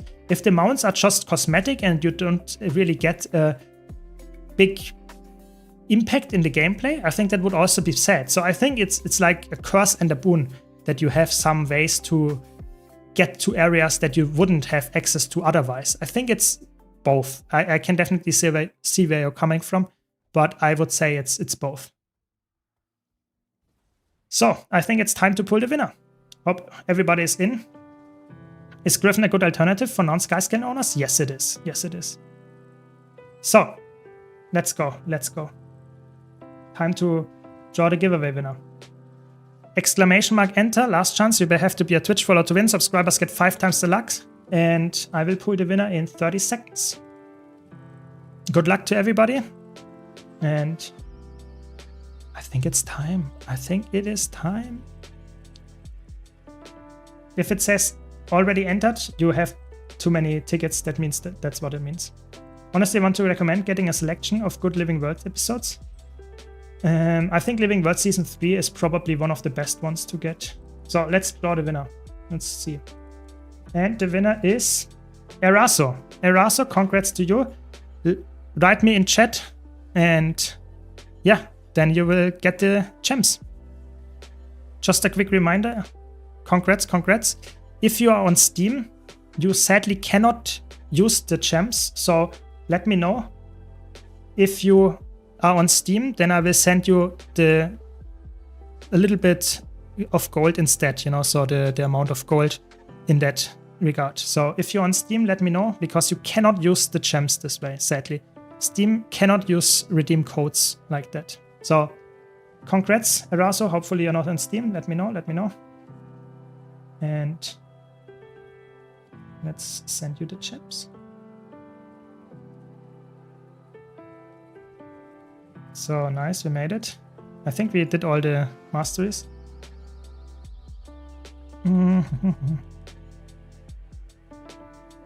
So yeah, I will send you the code. Give me a second.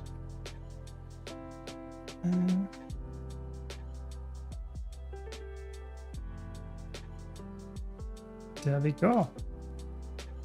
And I will open the next giveaway.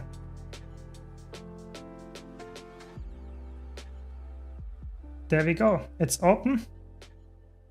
Exclamation mark enter. To enter the Twitch giveaway, you have to be a Twitch follower to win. And subscribers get 5 times the luck. No, can I get there in time? Yes. There we go. And yes, we also have currently a giveaway going on my YouTube channel for a legendary weapon. So be sure to check that one out if you haven't already. And yeah, let's answer some more questions. Talk a bit more about the game. Make some good progress here with the reward track, but we also make some progress with the position in the queue. We will see if we can like get there. Still have a bit of time. That's okay. That's okay. It's actually crazy how much reward track you get. Look at this, like I get like 2 reward tracks now in the time since I started streaming. It's crazy. What's the exclamation mark ticket? Both of that works. You can make ticket or enter there. The bot is just like using all the commands, so it doesn't really matter. You can only enter once anyway. So thank you very much, Feel Gucci. Really appreciate it. Thanks a lot for your support. Hopefully you're enjoying the stream. I'm just curious, how's your day-to-day basis as a Guild Wars 2 content creator? How does it look like? So that is a really cool question. So yeah, I'm glad that you also enjoy the Russian translation. I'm always hoping that works for most players. Yes. But yeah, so how is my day-to-day Guild Wars 2 content creation? So I don't know if you have seen it, but on my YouTube channel, I release daily Guild Wars 2 content. And that is something that is quite unique. Not a lot of other creators do that. Like the only other few that I know that do that on a rather close basis are like you can count them on one hand. So it's something that takes a while. You know, I put a lot of effort into my videos. So most of the time, if I'm a full-time content creator, so most of the time I start my day by creating a video, recording a video, gathering some footage, thinking about what I want to say, what is a good topic to talk about. And then I do that. And then I have to edit the video. And then I uploaded it when it's done and stuff like that. So it's always about making the video. So that's why I'm not streaming the whole day, because most of my day, I'm actually not playing the game. I'm thinking about the game, yes. I'm making edits of the game. I'm writing scripts about it, but I'm not actually playing the game. Most of my time that I play the game, not joking here, I play on stream. So you know what I'm playing most of the time because I stream it typically, yeah. So Tuesdays, Thursdays, Saturdays, I stream, and that's the biggest chunk of time that I play right now. It's really about making content for Guild Wars 2, but not playing the game as much as others. That's just how I do it because I have such a rigid or such a high output of videos. Yeah. Glad you like my tier lists. Yeah, glad you like them. More to come. Yeah, it's crazy with the reward track. Congrats, Venno. Very fast in 1 hour. Is any warrior spec S tier in World vs. World solo roaming and PvP? Sadly, I wouldn't say so. They are A tier, but not S tier for me. Welcome, Havoc. Welcome, welcome. I finished Regalia recently and I was wondering which legend to do next. I'm doing Ad Infinitum slowly, but what could be the most convenient to do next? I've done some of research and I feel Vision should be next. Yeah, I'm with you there. I think Vision is probably the smartest way to do next because Vision is somewhat of a legendary that is not, it's a bit time gated and it's not as easy as, for example, Ad Infinitum, but it's very easy as well for most players. It's just time investment into the game. And you get a really good legendary because it's a trinket. You can use it on every single character. I think that is definitely something that is 100% worth going for next year. And in the meantime, you can farm your fractals to get Ad Infinitum as well. So probably my recommended choice as well. I think I'm with you there. But yeah, I think it's always a bit dependent, of course, on what kind of player you are. You know, some people play one character and one build only. And then oftentimes the relics or the trinkets is not something that I always recommend because trinkets only make sense if you play a lot of different builds. Yeah.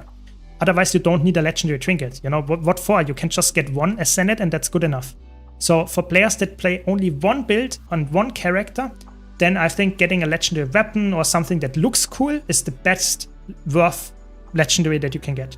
But if you play multiple builds, multiple classes even, then the value of trinkets, of armor, of the different raid classes, that's way more valuable to you then. And so it always depends a bit on the type of player. I'm definitely gonna farm some Gift of Battles, but other than that, that for legendary crafting, Drizzlewood Drag for Clovers. Yeah, you don't really need to go for Drizzlewood Coast Drag. You can go for any of them.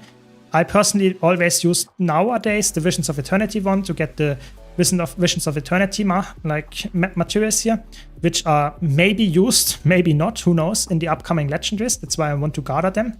But you can also get, for example, for gold, I really like to go for the End of Dragons reward track, because then you can craft an End of Dragons legendary, which you then can sell. And that's a really good gold influx just by playing World vs. World, because every single of the World vs. World reward tracks and PvP reward tracks that is repeatable gives you 2 Mystic Clovers. Every single one of them. There is only one exception, and the exception is, where is it?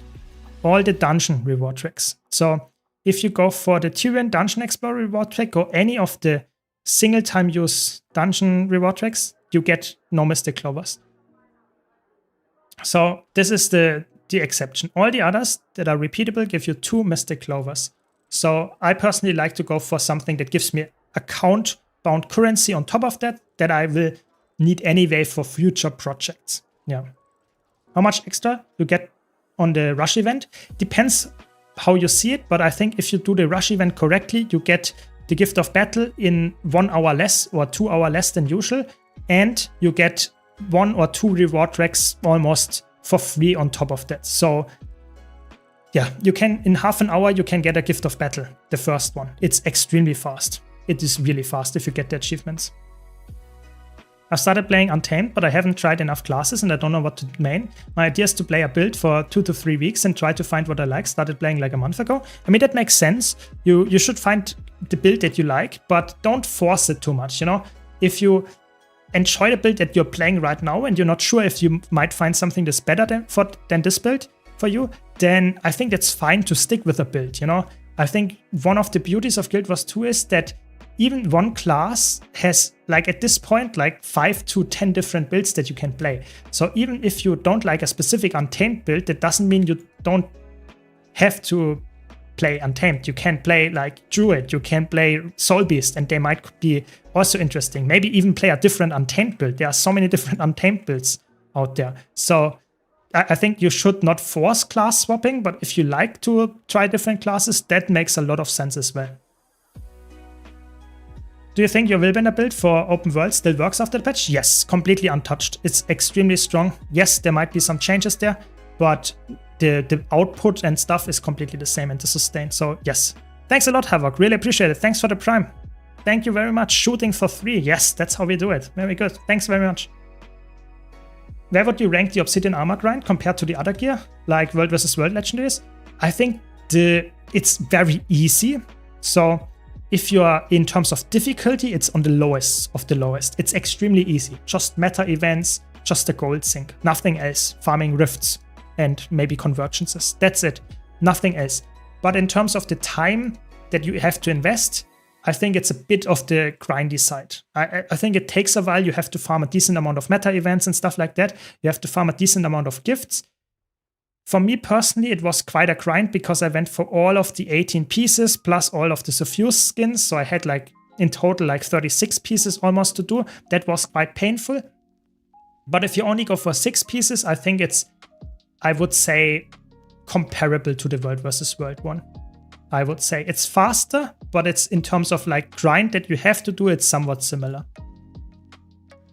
Should I do Untamed for Fractals, Open World and World vs. World and run Hammer Spear, or Mace is better? So I would say for Fractals and group content, Hammer Spear is better. If you like to run solo and be really like safe, then Maces are better. Maces are more the defensive option, which you don't need in a group. So in solo cases, I would go Maces, but in group, Hammer Spear is the better option. Yeah, and Spear Sword Warhorn is definitely the best for World vs. World, exactly. You know it already. Very good. Literally making a Guardian right now. Luminate looks really fun. Yeah, it is really fun. It is. Hopefully we get in and I can show you some Luminary in a Cirque where we actually win as well. Thank you very much, Stollenberg. Really appreciate it. Thanks a lot for the Prime. We are having a hype train, guys. Let's go. Let's keep it going. Let's go. Let's go. I'm a returning player. Is the World vs. World event good for someone looking to get Ascended gear quickly? I think it's good. It's not something that is like specifically like making you crazy fast in like getting Ascended gear, but it's something that if you want to get a Legendary in the future, that is an event that makes it possible to get it faster with the Gift of Battle, for example. So I personally would say, get in there if you enjoy it and get some stuff.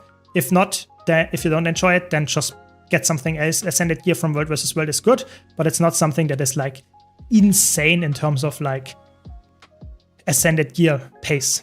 Yeah. Just to find what I like so far, I think like Dragon Hunter playstyle more, but Untamed has a lot of utility. Yeah, I think that's the beauty of Guild Wars 2. Every single class has their strength and their weaknesses. You know, some classes like Untamed is very flexible because it has a lot of weapon choices and utility in the kit. But if you look at Dragon Hunter, it has a lot of burst, it has a lot of damage. It's just very like just straightforward DPS. And it always depends what kind of thing you need right now. So what is this fight? Our commander just ran in and died. That's not good. But yeah, I personally would say your approach makes a lot of sense. Yeah. I think we're just running away at this point. Maybe we can get a kill here though. Nope. They rallied. Ugh, the healer is almost killing the elementalist. No. Okay. I guess I will just run away now. Sad. Conflux needs 5 gifts. That right? I don't remember. I have to check the wiki for that. I have no clue. Could be the case, yeah. For me personally, I did Conflux when it came out. So it was like at this point like 8 years ago or something, 7 years. So I can't remember how many it needs. But maybe someone in chat actually knows. Or always, wiki is your friend. You can just type /wiki, wiki, Conflux, and then it will open the wiki page with Conflux, and that will also tell you how many gifts you need. It's just such a nice thing to have the wiki implemented in the game. It's awesome. Yeah, sorry that I don't know, but it might be more. It's after all the World vs. World Legendary. Yeah. What would you say is the best Ranger spec now for pure DPS without a really complex rotation? So Ranger always has, I wouldn't say the problem, but it doesn't matter if you play DPS Untamed, if you play DPS Gale Shot or DPS Soul Beast, they all have a really like fast-paced rotation. It doesn't make it necessarily difficult to learn those. It's not that hard because they have like typically like a 30-step rotation or something. So it's like in the middle. It's not like very easy, but it's also not very hard. But it's somewhat fast-paced. For example, Gale Shot, you have to press like a lot of buttons in a very short time frame. The same goes for Soul Beast, for example. It's just they have a burst combo, and that is just really important for the whole build. So I personally would say probably Soul Beast is your best bet, because it is just like having one combo, and that is really important to hit.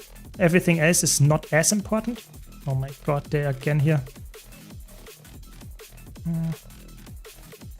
But yeah, I personally would say I have low intensity builds for Untamed and Soul Beast, so you can check those out. But I personally would say probably if you want to go for the meta build, I would say the best option is probably Soul Beast, because it has a lot of damage. It's somewhat easy to get into. It's not as easy to master, but it's somewhat easy to get into. It's really 5 gifts for Conflux, yeah? So you knew it. Good job, yeah? But it's a lot, yeah? But it's not, don't forget, you know, you get like 1.5 for doing this event, and then you can grind it a bit more, and then you have 5. I think it's not like insane. You can get this week. It's possible. And it's a legendary that you only have to do once or maybe twice. So it's really good, yeah. Which build are the highest and lowest APMs in your opinion besides support? So in PvE you have a 0-button Deadeye and a 0-button Mechanist. I'm not joking, they can use the auto attack or the unload skill just and you can take your hands off the keyboard. And those have really good DPS numbers. So you can play those. Those are the easiest, lowest APM because they have effectively 0 APM. The highest APM builds is probably something like Catalyst, Viva or something in this regard. Those have extremely high APM just because they have so many attacks that you have to press and so many attacks that you just cycle through. Especially Viva with like Viv Self is like insane how fast you press your attunement swaps and stuff. But there are a lot of them. For example, Willbender is extremely spammy as well in PvE because you use a trait that resets you all your attacks if you hit with them. So that means that you reset your attacks all the time. It's just, there are a lot of spammy builds. There are also a decent amount of lower APM builds. So there should be something for everybody, and it always depends a bit on what you like the most, what class, what look, what fits your condition. So that's my analysis there. Yeah, glad to help, glad to help. Oh, they closed it. They captured it also, just in time, so we didn't get it. Oh, sad. How long? 15 still. Still 15. Yeah, there is also a 0-button Guardian build, but I think it's a little bit worse than Mechanist and Unload Deadeye, because the Guardian build is melee. So that means that you have to stick on the target, whereas the 0-button Mechanist and the 0-button Deadeye build, they have like effectively 900 to, yeah, let's say 1000 range, roughly. So even if the boss is moving, you don't care. For the Dragon Hunter build, it's also 0-button because you just use the auto attack and that can be auto cast, but it is like in a melee area only. So if the boss is moving a bit, you lose like half of your all of your damage effectively. So that is definitely a little bit worse, but it's still, you're right, another 0-button build. Yes. Welcome, CGEM. Can you please tell me which team I should choose for this World vs. World Rush event? I just want to grab a Gift of Battle. I think it doesn't really matter. You can check where your friends are in your friends list and stuff like that the first time you select the team. But I personally would say select anything that you like. I'm currently on Grand's store. We get farmed here, but it's okay. It doesn't really matter because we get a lot of loot anyways. Just choose whatever. You know, it's you cannot know which kind of server is currently active. You know, maybe right now Grand's store is active. In 5 hours, it's completely dead. Who knows? That's just World vs. World in a nutshell, sadly. If you don't have a guild, a specific World vs. World guild, you don't really know which kind of server is the best or team. So, sorry, I don't have a perfect answer for that. Choose it where your friends are. That's typically the best answer I can give you. Is the 0-button Mechanist build on your website? Yes. So, it's the normal Mechanist build that you use, Rifle Mechanist, and you just use the auto attack. And it's in my website, yes. And low intensity Mechanist or something it's called. And in there I mention how you can increase your DPS with using more than one button, but you can also just, or more than 0 buttons, but you can also just press auto attack only, and that's it. So yes, it's on the website. I've been playing Guild Wars 2 for 6 years and I learned a lot from your bounty list. You explain basic stuff, maybe a similar with different conditions. Ah, you read my mind. Already in the making. And I think, yes, the video is not like, not everybody likes this kind of video because they might seem a bit dry. But I think talking about stuff that not a lot of other creators talked about is quite important because you say it, you know, you have 6 years of like knowledge under your belt and you might still have learned something from the video. So I think that is really important that a new player that is seeking knowledge also finds it somewhere. And I really try to improve my channel content with that in mind. So I'm hopefully succeeding with that. But if you have any other suggestions, feedback, I'm always happy to hear that. Yeah. And I'm glad I heard it. Glad I heard your feedback there. Thanks. May I also ask what size resolution monitor do you prefer for gaming? I mostly play Guild Wars 2, so wanting to get the best monitor for it. I think it doesn't really matter. Guild Wars 2 is not really like a game that is like that much better with like a widescreen monitor or something. I just use the normal like typical resolution, like HD resolution, nothing crazy, because it doesn't make the game that much better. I know some people play it in widescreen, and have, so to say, a bit of a better overview sometimes, but also your PC has to support that. So it's not only a monitor choice, but also like hardware choice for your PC. And that can be a bit painful because to upgrade everything all at once, that might be expensive. So I personally would say get as high resolution as possible, but it doesn't change the gameplay look that much. The game looks good or decent, but not like insanely good. Either way, yeah. I've been playing since before launch. I'm still learning new stuff. Exactly. You know, me too. You know, I'm a content creator. That doesn't mean I know everything about the game. Far from it. You know, I'm still learning the game in specific parts of it. Yes, I know a decent chunk of the game, sure. But every single day I learn some new combos, some new mechanics, something new. Sure.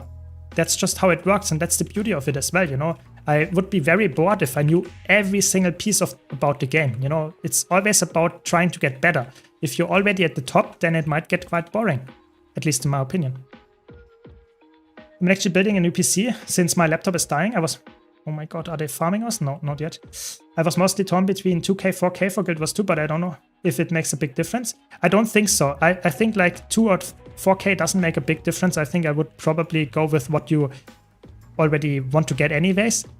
I think the most important part about your PC, if you're building a PC anyway, is if you want to optimize it for Guild Wars 2, is that you don't only go for your better GPU, but you also should go for a really good CPU, because Guild Wars 2 is heavily bottlenecked by the single core performance of your CPU. So if you have like the best in slot graphics card, that doesn't really help you that much if your CPU is just dog shit. So this is really interesting, and interesting is a word for it, I would say, but if you want to optimize it, it's better to probably like also have a really good CPU on top of that. Welcome Raiders, welcome, Vietnam, welcome. Hope you had a nice stream. What were you up to? What were you up to? Oh, we're getting farmed again. Oh no. The commander is AFK. Welcome. Thanks for the raid. Yes, nice. World vs. World Rush event. Did you get in? I'm still queuing like for 2 hours or something now for EBG. I'm luckily in one of the maps now, but I'm not in EBG yet. Let's see if I can make it this stream. Thanks for the raid. Really appreciate it. Shout out to Vietnam. Really appreciate it. Yeah, it's a great time to play World vs. World. The Rush event is awesome. So if you're a new player, really good time to get in. Actually, we actually survived. First time in this like tower here that we actually didn't die. Got into EBG and did SMC. Got done with the event in 5 minutes. Oh my god, that's crazy. Yeah, that's good. You get like over 1 reward track completed just for capturing SMC. That's good. I like it. I did not get in. I still completed the reward track now, or the achievements. That's good. I just play for the rank anyway, you know. Should probably activate the session tracker. That's the interesting stat. Look, I got 13 World vs. World ranks. I don't know why I didn't activate it earlier, but yes. Since I started playing this and I got into the map, 13 World vs. World maps and only 58 kills. That's like abysmal, but okay. That's okay. 13 ranks is not bad. Not bad. Slowly getting to 10k. The Rush event is really good for that as well. So let's see. 10 in queue. Yeah, we are getting there. We are making it at some point. Yeah, for the Raiders, if you want to join our gem giveaway, ! Enter in the Twitch chat. You have to be a Twitch follower to win. Subscribers get 5 times the luck. We have some gems sponsored by ArenaNet. And yeah, we are celebrating my 20k subscribers on YouTube, so be sure to enter there. Also, watching you made me think I should probably roll a healer for World vs. World, because I will be shit at hitting people and sucks. Yeah, I think for me, especially when I stream, I think I don't want to stress too much about playing a DPS build where I have to concentrate to actually position perfectly to like deal damage and stuff like that. A healer is more chill in World vs. World, for me at least, because it's more of my second nature, so to say. I play this and I can talk about stuff and I can just concentrate and stacking on the commander tech while also providing some heal. Okay, maybe we should not stack on the commander tech. The commander is always the first to die. But okay, yeah, either way, I think healers is very nice because you get all the loot all the time. You're not just providing some heals, providing some boons to your allies gives enough like participation that you will probably get every single piece of loot that is possible with a Zerg fight. Yeah, I think that is looking like a loss. Not winning on this map, to be honest. I watched a lot of your videos when I first started, so I wanted to show some love back. Nice, glad to hear that. Yeah, hopefully you enjoyed my videos. More to come. So I guess we are out here. That's good enough. Agreed on healer. It's why I'm running Scourge at the moment. Yeah, I'm not saying everybody should do that, but for me personally, I think it's a more relaxed experience, especially when I stream. You know, when I play like full 100% of my brain concentrated on World versus World and doing damage, that's fine. But as soon as you have some kind of distraction on your second monitor, especially when it's a nice chat, then I tend to read the chat more than I actually play the game, and that's not very healthy for DPS, because DPS tend to die faster than healers. Yeah. Still at 51 out of 100 for the rush event completion after 1.5 hours. Should I just change my group? I think just be patient. You know, if you're in for Gift of Battle anyways, then you get reward track anyway. You know, it's sure it will be faster if you get the instant reward track progress, but you get rewarded in World versus World every time there is a tick coming in. So I think just be patient, or if you feel like the group is bad, you can also switch, of course, to a different map if that's possible. Yeah, tier lists are good. I'm just like, I enjoy tier lists. I think a lot of my community is enjoying tier lists, and I continue making them, you know, but always happy to improve. So if you have some feedback, anything about tier lists, my content, whatever, let me know. I always try to improve. I cannot promise that I will make it happen, but I will try. Yeah. For a website, can we have a sort by date button? Yes. I have so many things that I want to improve about the website. So yes, that is on top of the charts for sure. I will try to make it happen with the next version. Yeah, absolutely there. Nothing as awesome as the games you invest insane time and money in forcing you to PvP or excluding you from an event. Yeah, I mean, that is a bit annoying, but I think Guild Wars 2 is not too bad about it. You know, you can not get Gift of Battle any other way than playing World vs. World. That is correct. But World vs. World, you don't have to win. You can just stay there and stay there for like 6 hours, and you will get Gift of Battle nonetheless. You know, so you don't have to win and don't kill like 100 other players. You don't. I think that is the beauty of it, but I know for people that just want PvE and want to get a legendary, that is annoying. I can see that, and I hope they will make it available for players that only want PvE content, maybe for a price, but make it so that they can get it. 100%, I'm with you there. So, we're almost there. 7 in queue, that's so close. And probably when I get to 1, I will DC and have to re-queue. No, I'm not foreshadowing here. Not foreshadowing. It will not happen. I trust the servers. But yeah, if you want to join the giveaway, !enter for some gems that I will give away in a couple of minutes. Quick Heal Revenant build video in the works. So the problem is Quick Heal Revenant. I'm working on Conduit, but I still think Conduit, Revenant in general, they all have the same problem, that they are not as flexible as a Chronomancer, as a Guardian. It doesn't matter because they always are forced to have 2 legends. So I personally would really like to see some improvements to this flexibility, but I will make a Conduit video, yes. I really like this build, or like in general playing healers, so I will make a video about every single healer that is possible. So don't worry, I will get about to do it, yes. That is an interesting idea for a tier list. I will see what I can make. Yes, I have so many ideas for tier lists, so I will try to come to all of them at some point. Yes. Not on World vs. World, what makes the track progress. So every 5 minutes, you get a just reward for being in the game. If you play actively and don't stand AFK, you get rewarded every 5 minutes, and that will progress the reward track. Depending on how many boosts you have active, how active you played the game mode and stuff like that, you get more, but just playing every 5 minutes you will get loot. That's how it works. So World vs. World is very, very forgiving because you just have to just play the game mode and you will get passively rewarded for it. You don't have to chase rewards, so to say. It's only working on Twitch. It's only for Twitch viewers. Sorry, my YouTube friends. I did a YouTube giveaway last stream. And I currently have the legendary giveaway running on my YouTube channel as well, so don't miss out on that one. I'm excited. I want to make a solid support. Yeah, I mean, support is awesome. I think Guild Wars 2 has a really fun aspect how to play support. It's just good. I like support in Guild Wars 2. It's just really unique. You don't have to target your allies to heal them. I think that's also very fun. And it's really strong in all game modes. Nice, we get some kills here. Oh, the greens are there as well. Everyone is there. Let's heal my friends and go back in. There's some guy using an exploit in World vs. World. Can you explain what to do if you know? I don't know the exploit, and even if I would know, I would not explain it on stream here.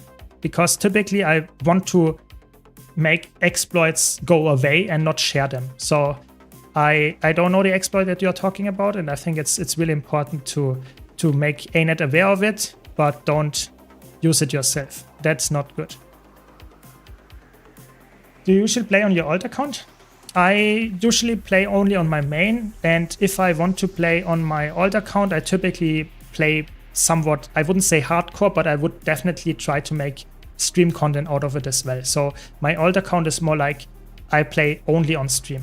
Yeah, I don't play my alt account off stream almost ever, because I think it's more interesting if you see every single minute of this second account. Yes. Welcome, Crab. New player, like brand new, what is a good support class that heals and stuff in the first 2 expansions for World vs. World? Tempest is a very good support class in the first 2 expansions. I would say, what else do we have? Oh my god, we have EBG. That's insane. We can go to EBG. Let's get the defense tick and then we go to EBG. Hopefully there is something happening there. There we go, we did it. Very good, a lot of rewards. Then I will answer a question. But I think Tempest is good. Chronomancer is good, but the problem is for Chronomancer support, you also need the rifle, which is Soto locked. So that's a little bit not that good. So what do we have here? 2 commanders. Okay, let's go there. But I would say Tempest is probably a really solid pick. There we go. Firebrand is also good. Yes, that is true. Firebrand is also a very solid choice. Firebrand is probably even better than Tempest for all game modes. Good point, good point. Yes, Firebrand is also really good. It's not the easiest class to learn, but it's really, really good. What is EBG? EBG is Eternal Battlegrounds. It's just the abbreviation. Eternal Battlegrounds, and you can see I got there and we still have a 60-person queue. So I'm happy that I finally got in. Let's hopefully get some fights here as well that are worth the long wait. 2 hours of waiting for EBG. Let's see if that was worth it. Yellow, blue, green. Yeah, that is interesting. Yeah. I think Firebrand is good. Tempest is good. What else do we have? I mean, Scourge is also good. The problem is there are so many specs that are good right now to play as a support, but a lot of them get more value if you have all the expansions. Because, for example, Chronomancer could be played as a support. You have access to Chronomancer with Heart of Thorns. Problem is, if you want to get the best weapons, the best relics, oftentimes you want to get, I don't know, Soto. You want to get Chantevals. Yeah, depending. That's a problem.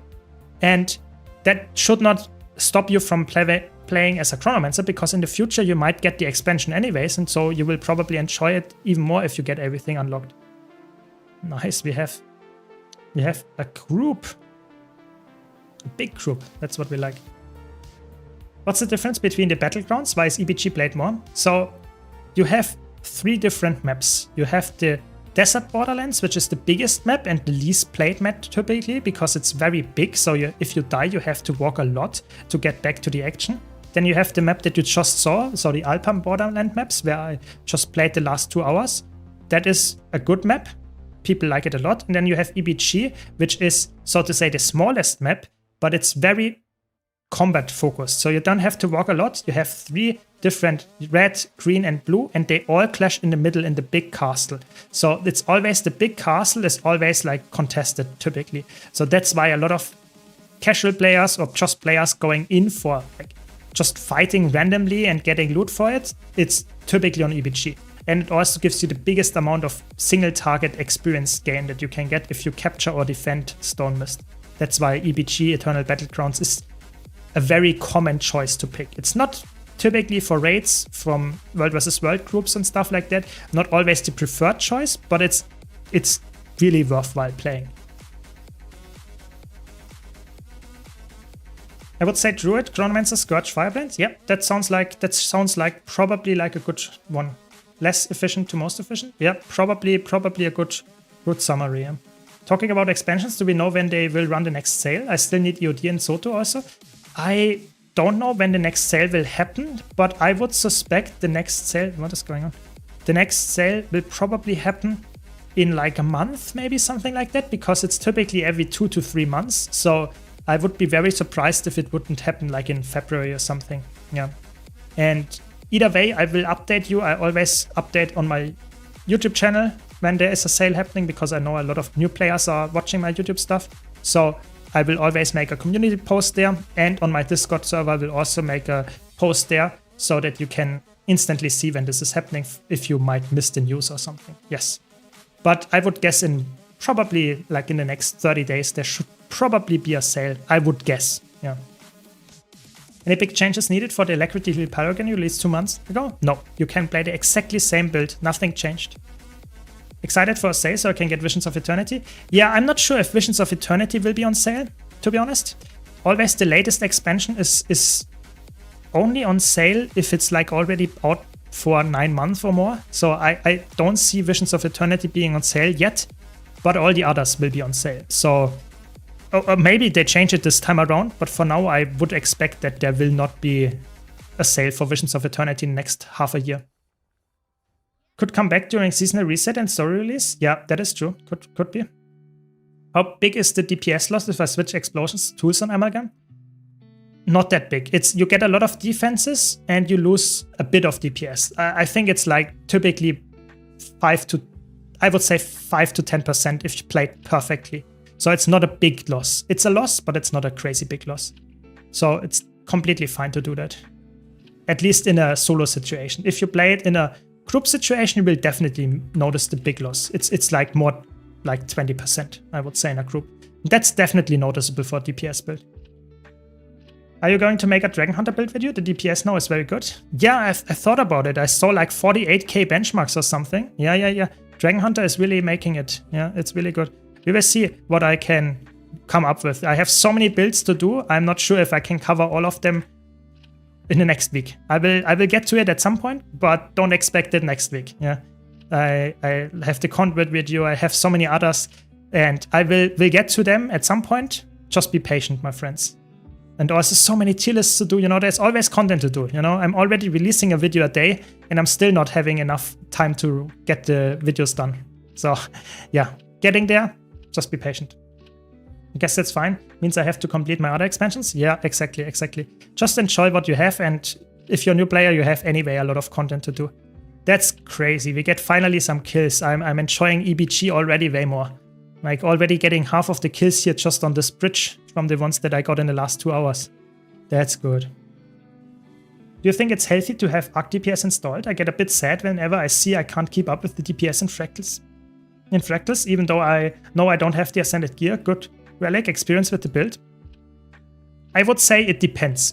If it demotivates you to play the game, I think it's not worth it. But to be honest, I think Arc DPS is for most players a really nice way to see and try to improve. You know, if you see that you are not the best, you see, okay, I can improve. And then you slowly get better build, get your rotation better down, and you see and notice the difference instantly because you maybe do instead of 10k DPS, 15k DPS, 20k DPS, and you slowly work your way up and you notice the improvement and you get motivated by doing so. So I personally would say Arc DPS is always a good tool, and especially PvE, but I think it's not necessary. You can play and enjoy the game without it. You should never ever use it for toxicity or flaming someone. It's just for your own sake of improvement. That's how I would use it. So I would say keep it and use it, but if it demotivates you, don't use it. I would say for most people that's not the case, but if that's the case for you, don't use it. Yeah, just play World versus World and stuff, and you will. It's more like a sandboxy game mode. Just follow other people, and you will probably get into the action. I think it's like World versus World is a game mode that teaches with time. You don't have to actually look up that much. It's just like following commanders and trying to find a build, and that's about it. Exactly. I think like Arc DPS is a build that is a expansion add-on that is legal if you use it without any like flame and stuff like that, and only the base version. Don't use any illegal add-ons for the add-on. But Arc DPS, if you just use the baseline version, I think it's a good tool to use to improve yourself. Never use it to like kick someone or like be toxic because of their DPS. That is not healthy, and ArenaNet will ban you for it. Yeah. Exactly. Do I need to have two different builds for roaming and zerging, or are there builds that do both well? So I would say that's one of the rare exceptions where typically if you play roaming alone and you play in a zerg with like 50 other players, then there is almost no build that can do both. Because in roaming, you want to be a self-sufficient build. So that means that you are a bruiser, or you deal a lot of damage, you have some healing, some Condi cleanse, all the good stuff. If you are in a zerg, however, you are dedicated. You have a dedicated role. So you are a dedicated healer. You are a dedicated DPS. That means that you are either or. You are not something that does everything on their own, because that will just be worse than if you would have someone that is dedicated to do something. So that's why I think it's very important, if you're in World versus World and you want to optimize it for playing in roaming and zergs, should probably go and get two different builds set up. Yes, that's the harsh truth here. You can do zergs in roaming builds, but it's not something that I would recommend, because a lot of roaming builds are just not helping as much the zerg as, for example, I am here. I am providing healing, stability and stuff like that because I'm a healer. If I would be on my roaming build, yes, I could provide some damage, but I would probably provide less damage than a DPS in a zerg typically, and I would provide almost no support to my allies. So what am I doing? I'm just making the group worse than if I would play a dedicated role. So yes, you can do it. I'm not saying it's impossible, I'm just saying it's not recommended. This is open world PvP. Yes, open world PvP. And we are just sieging enemy teams and fighting them. So you can see this is an enemy player, this is an enemy player, and so on. And this is all my allies. And we are just running around here trying to destroy their siege and hopefully at some point capture the keep. Yeah, there's so much more content to come, that is true. So much more content to come. I'm really happy for that. Do you know how I can get the 250 hero points I need? So you can do it either with the just getting the hero points in the open world maps in Visions of Eternity, End of Dragons, Path of Fire, or Heart of Thorns, just getting the hero points there. Or you can go and get the World versus World testimonies of Heroic. Let me showcase this one here. And then if you get them from just playing World versus World, getting from reward tracks, you can purchase them at a vendor in the, so to say, starting hub of World versus World. You can purchase the unlocks for the, what's it called, hero points in the open world as well. So you don't have to even do them if you play a lot of World vs. World. I wish I played more World vs. World, but then I discovered I need to play 27 hours per week to cap the pip rewards. I got discouraged. It already feels you don't get enough gold from it, but also requires a big sink to get the good materials. I think personally you should play World vs. World if you enjoy it. You should not play it for gold. Because World vs. World gives decent amount of gold if you do it correctly, but it's not like the best gold farm. PvE will always have a better gold amount per hour, even during the rush events. So I think you should play it if you enjoy it, and that's that, I would say. Like, I get it. I didn't think Zergs had roles. They looked brainless and unorganized a lot of times. Yeah, of course, if you're in a bad Zerg, that is the case. But if that's for example, that's a closed Zerg. So that's why I'm not in the squad here. They have like 5-person parties set up for all of their 10 parties. So they have like completely organized subgroup roles. They have a healer, they have a sub-healer, they have a DPS, they have a stability provider and stuff like that. So there is like very much organization and thought put into the squad. So yes, it looks a little bit random, but they might even be on Discord and like completely have a like crazy, so to say, try hard leadership and that stuff like that. So it can be very organized as well, and that's the most efficient way to play it. Yes. Glad you like it. Glad you like it. Can I play World vs. World to max out my character? Yes, you can do that. I wouldn't recommend it if you want to like win 101s, but if you're in a circ, that's not a problem. There are so many other players around, you can play even with below level 80. It's possible, not the recommended way of doing it though. A question about the 100 CM. Recently I've played a Condi build there to get extra damage from the Envy Orbs, but my group told me that usually the healer picks it up instead. In the end I was top damage in Condi Harbinger. So first of all, you will probably be top DPS apart from the Gluttony, because Gluttony DPS is not shown on the DPS charts. But you are correct, I think the group was just stupid. If you have a Condi DPS, for example your Condi Harbinger, it's very smart to let you pick up the Envy Orbs, because that just increases your damage. It's just perfect for you. It's just not necessary that you have to bring a Condi DPS for this fight. So if you have 3 power DPS, then the healer picks it up, because then no one else needs to pick it up. But if you have 1 Condi DPS player, it's the smartest way of playing it. It's just not necessary that you have to use a Condi DPS for this fight. So hopefully that makes sense. So you were completely correct there. Good job, by the way, by being top DPS. Your Rage player would have been probably quite sad about that. I don't PvP myself. I'm an older player and just solo most of the game. Take my time and enjoy my time in game. That sounds good. That's the beauty of Guild Wars 2. You can do that. No, you just join a team and we'll try to have fun. Don't worry about joining the right team, so to say. Do you know when the new Lunar New Year is released? I think they will announce it soon, I hope. We will see. I don't have any confirmation yet. So we will see when the official announcement is gonna happen.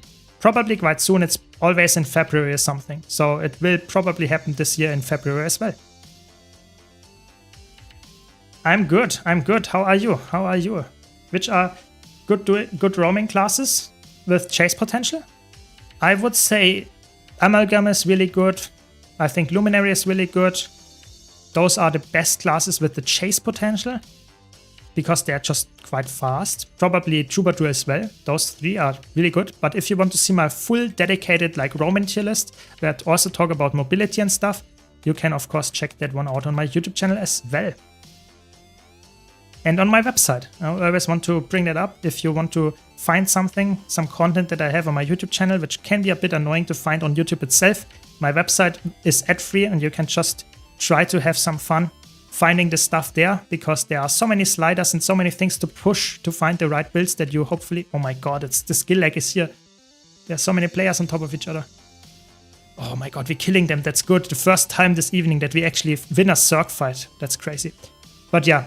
Just check out my website, ad-free, just see what you will find. So much good stuff. Get some healing food as it ran out. Very good, very good. I was interested in your fishing guide. Is the gold per hour still that broken? So my fishing guide, I think I had a pinned comment under there where I, so to say, updated it to the current values, because the ambergris, which is the main gold source of fishing, got like a little bit like less value over the course of time. So it's still good, but it's not like insanely good. Welcome Madigon, welcome Raiders, welcome, welcome. Shout out to Madigon. How are you doing? How is everybody? Welcome, welcome. Enjoying the stream, welcome. Hope you had some fun as well. But yeah, fishing is still at like 35 to 40 gold per hour. It's not at 50 anymore, but it's still a decent like 30 to 40 gold per hour. Yes. Finished for about 2 hours yesterday. Fished. That's good. That's good. It's you have to set it up perfectly to make it work. Yeah, the frames sometimes drops. That's why I'm always trying to make it so that my like character model is the lowest. But sorry if my frames drop. It's just my PC can't handle all of that. I'm trying my best, but it's not always there.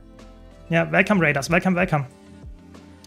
Took over my first castle twice today. That's nice. That's how we like it. You know, the king now. That's how we like it. Yeah, I mean, it's also really good progress. You know, it gives you like instant almost all the achievements for it and the loot and stuff. It's crazy. The World vs. World Rewash event is good. It's good. Yeah, if you haven't seen it, if you want to enter the giveaway for some gems sponsored by ArenaNet, exclamation mark enter in the Twitch chat. You have to be a Twitch follower to win. Subscribers get 5 times the luck. And we are also celebrating 20k subscribers on my YouTube channel. So if you want to win a legendary, or at least have the chance of winning a legendary, ! giveaway in the Twitch chat as well. Yes. Yeah, exactly. So it's like fishing is RNG dependent, but if you fish like for 10 hours, you will probably get average with the strategy that I propose around 30 to 40 gold per hour. It's of course RNG dependent, so if you are fishing and you are really having bad luck and only do for 1 hour, it can be higher, it can be lower, it depends a bit on that, but on average it will balance out around 30, I'd say, gold, something like that. Exactly, that's how you do it, Crab. That's how you do it. Let's see if we can get this keep there, tier 3 keep that will give so much experience. That's crazy. So much experience. Just don't die here, that's the important part. They are in front of their spawn. Oops, should have detargeted here. That's good, that's good. Hopefully we get some kills here as well. You can see I'm like slowly getting more kills here as well. And 15 world versus world rank in like 2 hours. That's not bad, that's not bad. What's the first profession that you mained when you started playing the game? So my first character that I got to level 80 was a ranger. And as soon as I hit level 80, I made a warrior, because back in the old days, warrior was considered the best DPS class, and you played warrior most of the time in dungeons. That's why I made a warrior, and I did not play my ranger after that. Yeah, it was just I leveled to 80 and instantly swapped. So does that mean I was a warrior main? Probably. Yeah. Yeah, that's how I played the game, I would say, for the longest time in the beginning. I'm surprised tier 3 keeps are a thing during this event. Yeah, I think it heavily depends on what server you're on. You know, I really think that my server here is really about fighting. So they don't really care about keeps and stuff. We just want to farm enemies. We are in the red keep here and we are fighting the greens. So, okay, that's how it goes, you know. Everyone is in the enemy team keep, you know. But we're not capping it. We are just like fighting for kills here. That's world versus world in a nutshell. I'm running a 1490 900K CPU, and this game runs too well on that setup. I mean, that's good, great to hear. Maybe I should upgrade my system then as well. But I think it's like the FPS is always an issue. I think even with the craziest like PCs, I think even like in world versus world, you always have low FPS if they're like 100. Like, I don't know, at this point 150 players on top of each other when there are 3-way fights. I don't know. I think it's just like, look at this. Yeah, we are farming them, but like my FPS are like non-existent, like 0.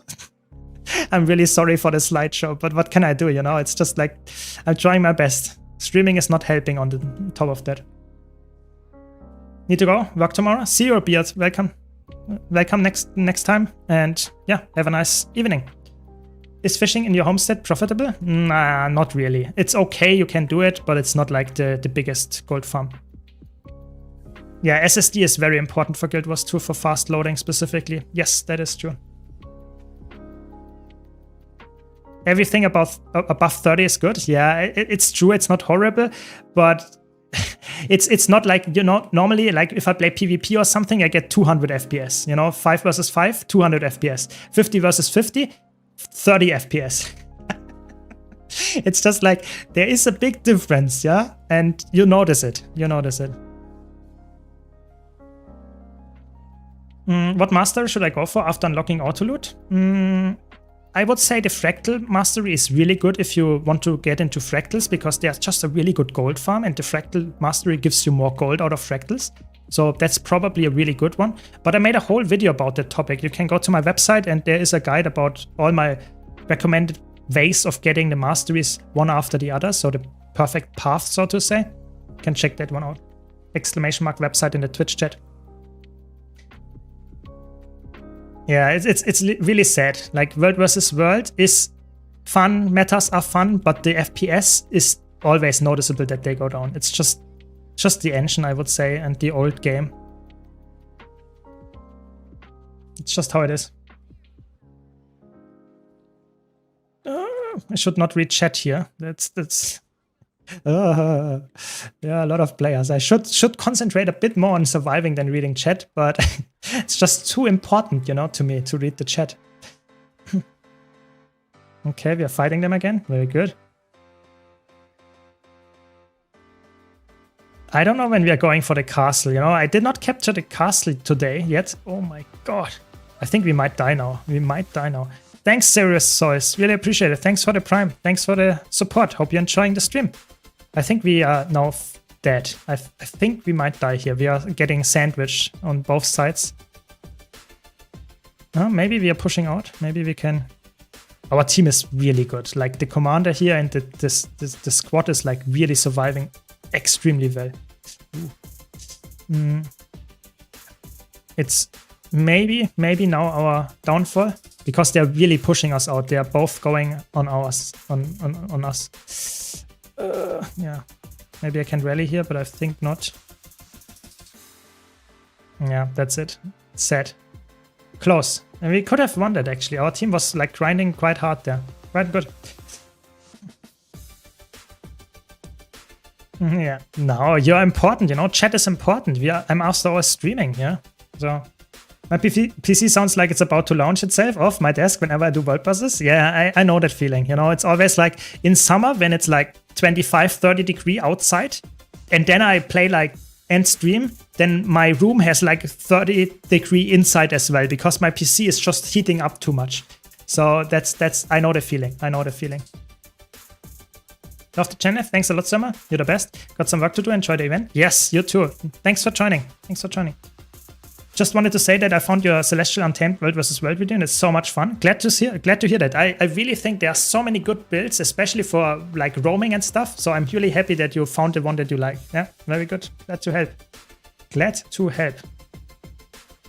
But yeah, really good event. If you want to roam, if you want to have fun, there's a lot of loot to be gotten here. Yeah.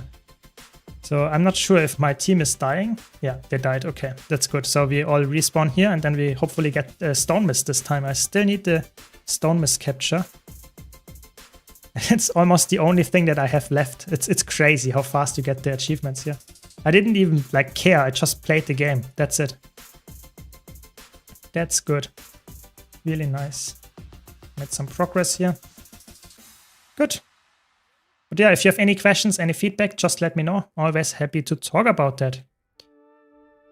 And we will also draw the giveaway winner rather soon. So if you haven't entered already, ! Enter in the Twitch chat. You have to be a follower to win. Subscribers get 5 times the luck. And we are celebrating my 20k subscribers count on YouTube. So where are we going next? I mean, the only thing we can capture, come on, the commander has to see that. We have everything except the Stone Mist Castle on this side. You know, that has to be the target. It has to be a target. We will see. Is there a way to get the compass to only lead me to hero points? Good question. I have to be honest, I have not used the compass in like forever, so I'm not completely sure. Maybe someone in chat knows. No. Don't have the gathering cliffs there. Not good. And there we go. Nice, you got the spear. Very good. Good job, Edeka. Congratulations. That's a nice spear. It's a rather expensive one, but it's also a cool skin and you get 6 skins for it. So that's good. Good value. They look almost the same, but at least it's a new legendary. So congrats. Good job. I was happy when I made that one. I think it was like my 3rd spear at this point, you know, so it's quite important that I got one because you could theoretically run spear on land and spear on the water. So having 3 or 4 spears is for me like was always the goal, you know. Just in case I wanted to run spear on land and underwater, I made that. So now I have 4 spears and I'm happy. Not that I ever will use spear, but who knows. Maybe that's the meta build. Took me quite a while to get everything, but I like spear skills on all of my 3 main classes, so I'm happy to have it. Yeah, I think spear is in general like a really good solid pick for most players because you can use it on every class, you know. It's one of the rare legendaries that is actually a weapon and still worthwhile to use on every single class. Yes, it might not be in the build that you use, but every class at least has access to it. So that's definitely a big upside. Yeah, I'm with you there. In my opinion, they need to nerf spear. Yes, I'm with you. I think spear is overpowered overpowered. I think spears are really fun. They have really good concepts like resets and stuff like that. But I also think they are overpowered, overtuned compared to other weapons. And in a healthy world, you would have a rather well-balanced weapon design. So that sometimes sword is the best, sometimes greatsword is the best, sometimes spear is the best, but not always have spears being the best. Because I feel like in a lot of cases, spear is just generally the best option. Not always, but in too many cases, in my opinion. Yes, I know they want to sell Chantervalds, but in an ideal world, the balance would be somewhat equalized. The same goes for the lead specs, so we will hopefully get it at some point. Thanks a lot for the Prime, really appreciate it. I love that drink. Thanks a lot. Hope you're enjoying the stream. Connie Spectre uses spear, don't know about underwater. Yeah, I that's why I have like 4 spears now. You never know. Maybe spear underwater is the meta. I never checked the underwater meta. I'm sorry. Have to admit that. Yeah. Welcome, Anton. Welcome, welcome. That's power creep for you. Thief Staff is my favorite weapon and it's trash. Yeah, I think it's not, I wouldn't say it's trash. It's decent, but I'm with you there. I think it's just like they want to make you purchase the expansions with the new weapons. That's it. So if all the weapons would be balanced, your incentive to purchase Chantervalds would either be homesteads, the new maps, or would be a different kind of weapon, but not a better weapon. So making the weapon also better makes it so that you might purchase the expansion even more likely. So I would say that makes sense in terms of a financial standpoint, but in terms of a game design standpoint, I personally would say it would be quite nice if they would balance it somewhat equally. Welcome, Narut. Welcome, welcome. I can see literally no reason to ever use Thief Staff. Sword Dagger Pistol is superior in that space game. Yeah, I think it's a little bit sad. I really think I made a video about that a while ago with like weapon reworks and balancing weapons. I think that would be like really important, that they make weapons not like overpowered, but have a clear niche that they are really good in. And then you can, for example, Dagger, make the single target weapon. And Staff, make the cleave weapon. So in Fractals, for example, you would use a power-based Staff build, because that is really good in cleaving. But as soon as you are in a raid boss, where you just have a single encounter, you would go for Dagger or something like that. I think that is way more interesting than having like one weapon being like overtuned and being the power option in like 90% of the cases. That's just my idea. But I'm not the ArenaNet balance dev, so yeah, cannot change that. Can you quickly outline what the World vs. World is about? You just get more loot for playing World vs. World and more reward track progress. So if you just log into World vs. World right now, you get a lot of loot for the same stuff that you do. Just playing World vs. World gives you faster progress in reward track, faster progress in World vs. World rank. So, and of course you get instant reward track progress if you do some achievements. So you can get, for example, Gift of Battle in half an hour the first time if you do it correctly. Yes, it's really good. Yes, see you, Monkey. See you. I agree. Utility skill reworks is even more important in my opinion than weapons, because some of the utility skills are just like really underused and completely useless. For example, like I always bring up the example, but it's just good, is Elementalist conjure weapons. They are just never used. You use Earth Shield, maybe in competitive modes, and that's about it. Like the other weapons, you never really use for their real purpose, and that's just sad. And there are so many other utility skills that needs a lot of help. So we will see if we ever get that, but yeah, my hopes are there. As long as every weapon has a niche, it's good. Yeah, exactly. I think the niche needs to be filled. You know, you don't want weapons that are like power-based and they all are power-based. You have no niche for them whatsoever, just power-based. And when you have 3 different ones, you will always use the one that has 1% more DPS. That's it. So I think having niches for the weapons would be way smarter than making just one of them being better DPS. Niches, that's about it. That's the same for elite specs, I would say. Alright, so in World vs. World, I just follow people and anything I need to do is to get more points. Exactly. That's it. I will be base class with the wrong build and weapons, but I still want to help out. Yeah, that's how you would do it. You would slowly try to improve and understand the game mode more, sure. But in the beginning, you can just play core class and try to follow the commander and just try to capture some stuff and you will get rewarded for it. Yeah, exactly. Exactly. Of course, there are some intricacies about participation and how to get more loot and stuff, but in general, for a new player, just follow along, tag enemies, and you will have no problem and get loot in no time. You can see how fast I'm progressing my experience bar when we get kills and stuff. And you can also see my kill count here. It's not that high, but it's not that bad either. So it's just have fun. That's the most important part. This game mode is very unorganized in that regard, and that can be very fun. This chaotic game mode and sandbox design. Some people hate it, but a lot of people really like this casual aspect of just fighting enemy players without really caring about winning and losing that much. It's just stick together and try to have fun. I've only ever done PvP and World vs. World. Makes no sense. I joined the team my guild is on, but other than that, how do I begin? Just queue into EBG? Yeah, exactly. Yeah, that's how you do it. Queue into EBG, queue into like the other Borderlands, and try to find a group, and that's it. Or run around solo as a roamer. Both of that works. Yes.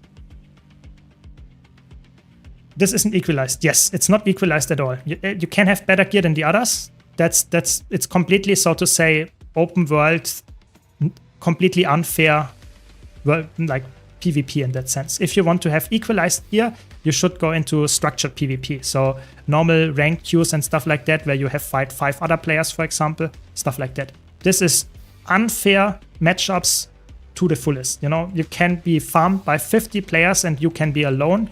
You can have ascended gear. The enemy team player can have rare gear. Everything can happen. Yeah, that's this game mode. So not for everybody, but I would say if you enjoy this chaos that you can see here, it's a good one. It gives a lot of rewards right now. Exactly.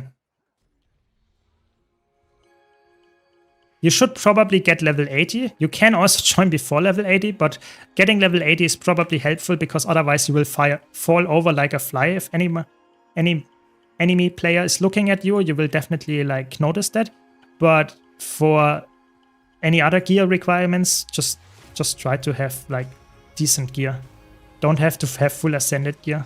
That's not necessary. Helps, but it's not necessary. Good second class for me. If I like Paragon Warrior, I play healer. I would say like Luminary is really good as a healer. Firebrand is good as a healer. If you like heavy armor classes, that is, they are really like solid. I would say Luminary right now is a really good. If you like Paragon, Luminary is very like bruisery, like in your face healer as well. Yeah, I would probably recommend that one. This kind of reminds me of Corsair Stronghold of Terra. Yeah, it goes in this direction. Yeah. How's Jupiter heal now? Top tier healer. Extremely strong. Oh, don't kill me. Holy shit, the CC chain. It's insane. Oh my god. That was crazy. I was like CC chain for like 5 seconds and then I got like... that was insane. And then I got like a skill lag as well on top of that. Not good. Not good. Hopefully I can get the kills here. Get some blocks up. I think we are dying here. No, they are sandwiching us again. That's not good. That's not good. We died.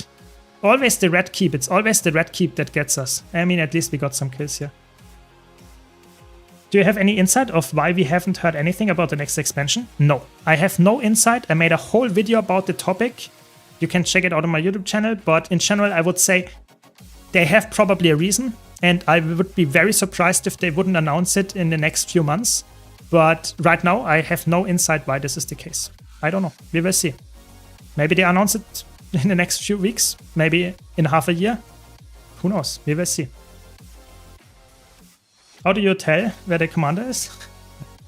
So the commander is always the guy with the tag. So this purple tag is the commander.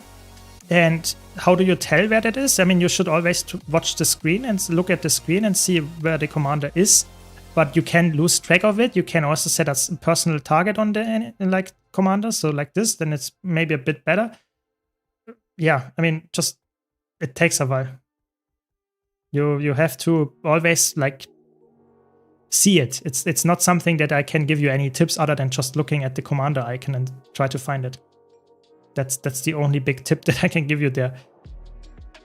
And if you're a new player, there might be so much stuff on the screen that you cannot do that. But if you're a veteran or like just seeing it and you can notice it, then you should find it.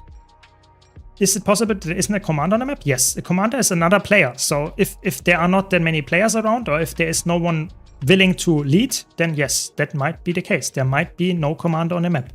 Then you can either run around alone and try to capture some camps and stuff, which you can do alone, or you just accept it and go to a different map or come back at a later time. You know, that's how it works. It's after all a team-based game mode. So if there is no team to play with, then that means that you have to wait or come back later. Yep, that's how it is. Sad truth, but that's how world versus world is typically functioning. Yeah. So let's see if we can get back to the commander. Or they're capturing already the tower. I'm not sure if we can get there in time. That's okay. That's okay. But yeah, if you have any other questions, just ask. And I think we will also pull the giveaway winner very soon. Top heal Fractals here. I would say it's either Chronomancer or Firebrand. They are just very, very good. But I made a whole tier list about Fractals, and I would say personally, it is heavily dependent on your group composition and your group's skill level. I personally really like Chronomancer because it's really flexible, but Troubadour and Spectre and even like Luminary are extremely strong as well. It's just depending on your personal preference, but I think like Troubadour, Chronomancer are still top tier because they have so much utility. Yeah, there is a giveaway, yeah. Exclamation mark enter in the Twitch chat to join for a gem giveaway. You have to be a follower to win. Subscribers get 5 times the luck. The event is good. I like the event. A lot of loot, a lot of fun. Really good. I will draw the winner in 1 minute. 1 minute if we are not in a fight. If we are in a fight, I will take a little bit longer. Don't want to die in a fight for a giveaway. Yes, so that is a good chance to get something back. Sponsored by ArenaNet. Thanks a lot for the sub. Really appreciate it, Perrier. Really nice. Thanks for your support. Hope you're enjoying the stream. So we're capturing this, and what do we do then? I guess we capture the tower here, maybe. Who knows? Who knows? Yeah, exactly. So commanders can also hide their text. Thanks a lot, Decon. Really appreciate it. Thanks a lot for the prime. Thanks for your support. Commanders can also hide their text. So even though there is a squad on the map, you don't see the commander because they want to be alone, only with people that they can trust and that they know that they actually follow their commands. Because right now, I'm following the commander, but I'm not listening to them. So maybe they say, okay, this guy is not helping our squad as much as if they would listen to our calls on Discord, for example. And then they want to have a close squad. That's typically what you do. If you subscribe after you enter the giveaway, it will increase your chances after that as well. So it works retroactively as well. So don't worry, you subscribed, you entered before, no problem, you have now a higher chance of winning. That's how it works. It's a smart giveaway, so don't worry, don't worry. Use the same builds for strikes, dungeons, and raids? Yes, you do. Yes, you do. Okay, so this fight, and I will draw the giveaway winner. Let's see. I think this should be fine. We are just fighting like a couple of greens. I'm pretty sure we win this. We are just like surging through. What is happening? What? We just ran. What? That okay? I thought we would win this, but I guess not. Exclamation mark enter to enter the giveaway. Yes.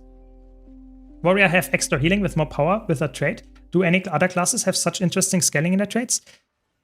Almost all the classes have that. It's sadly not as high as you need it to be to actually make a build around that.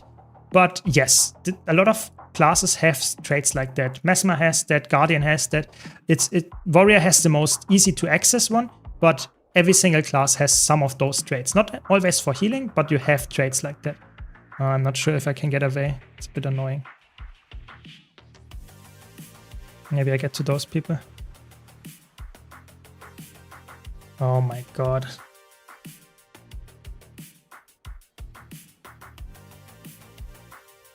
Let me alone. Oh my god, the whole circus chasing me now. Stop it. I just want to get the giveaway going. Oh my god. I think I'm out. Yeah, nice. I made it. Because I'm tanky. There we go. You're not with the experienced commander anymore? Yeah, it's true. The commander just left. That is true. That's the sad part. Okay, I think it's time. I think chasers are the worst people in all of Guild Wars. Maybe. So, it's time. Good luck to everybody. Hope everybody is in. And time to draw the giveaway winner. And it is Perenica. Congrats to you. Weren't you the person that just asked if you can enter after that? Nice, you actually made it. Congrats. Good job, you won the giveaway. Congrats. You see, that's how it works, you know? That's why you have to subscribe to actually make it work. Congrats. Yeah. Hope you are not on Steam. Let me know if you're on Steam. Then I will send you something different. But if you're on normal account, like ArenaNet Launcher, then I will send you the gems now. Let me know if you're on Steam or not. And normal account, perfect. Congrats to you. Congrats to you. And you made the right decision. There we go. Gems whispered. Congrats. And yeah, that's already, I would say, the end of today's stream. So I hope you had fun. I hope it was a nice stream. I had a blast. It was awesome. And good showcase. And nice giveaways. Like I said, check out my YouTube channel. I have currently a giveaway going on. ! giveaway to get to it. Legendary giveaway happening in 2 days. I will draw the winner, so be sure to enter this one if you haven't already. And yeah, thanks for joining. Thanks for all your support. Thanks for the nice discussions and questions. Really enjoyed it. And I wish you all a very nice evening. And hopefully we see each other in the next stream. Take care. See you.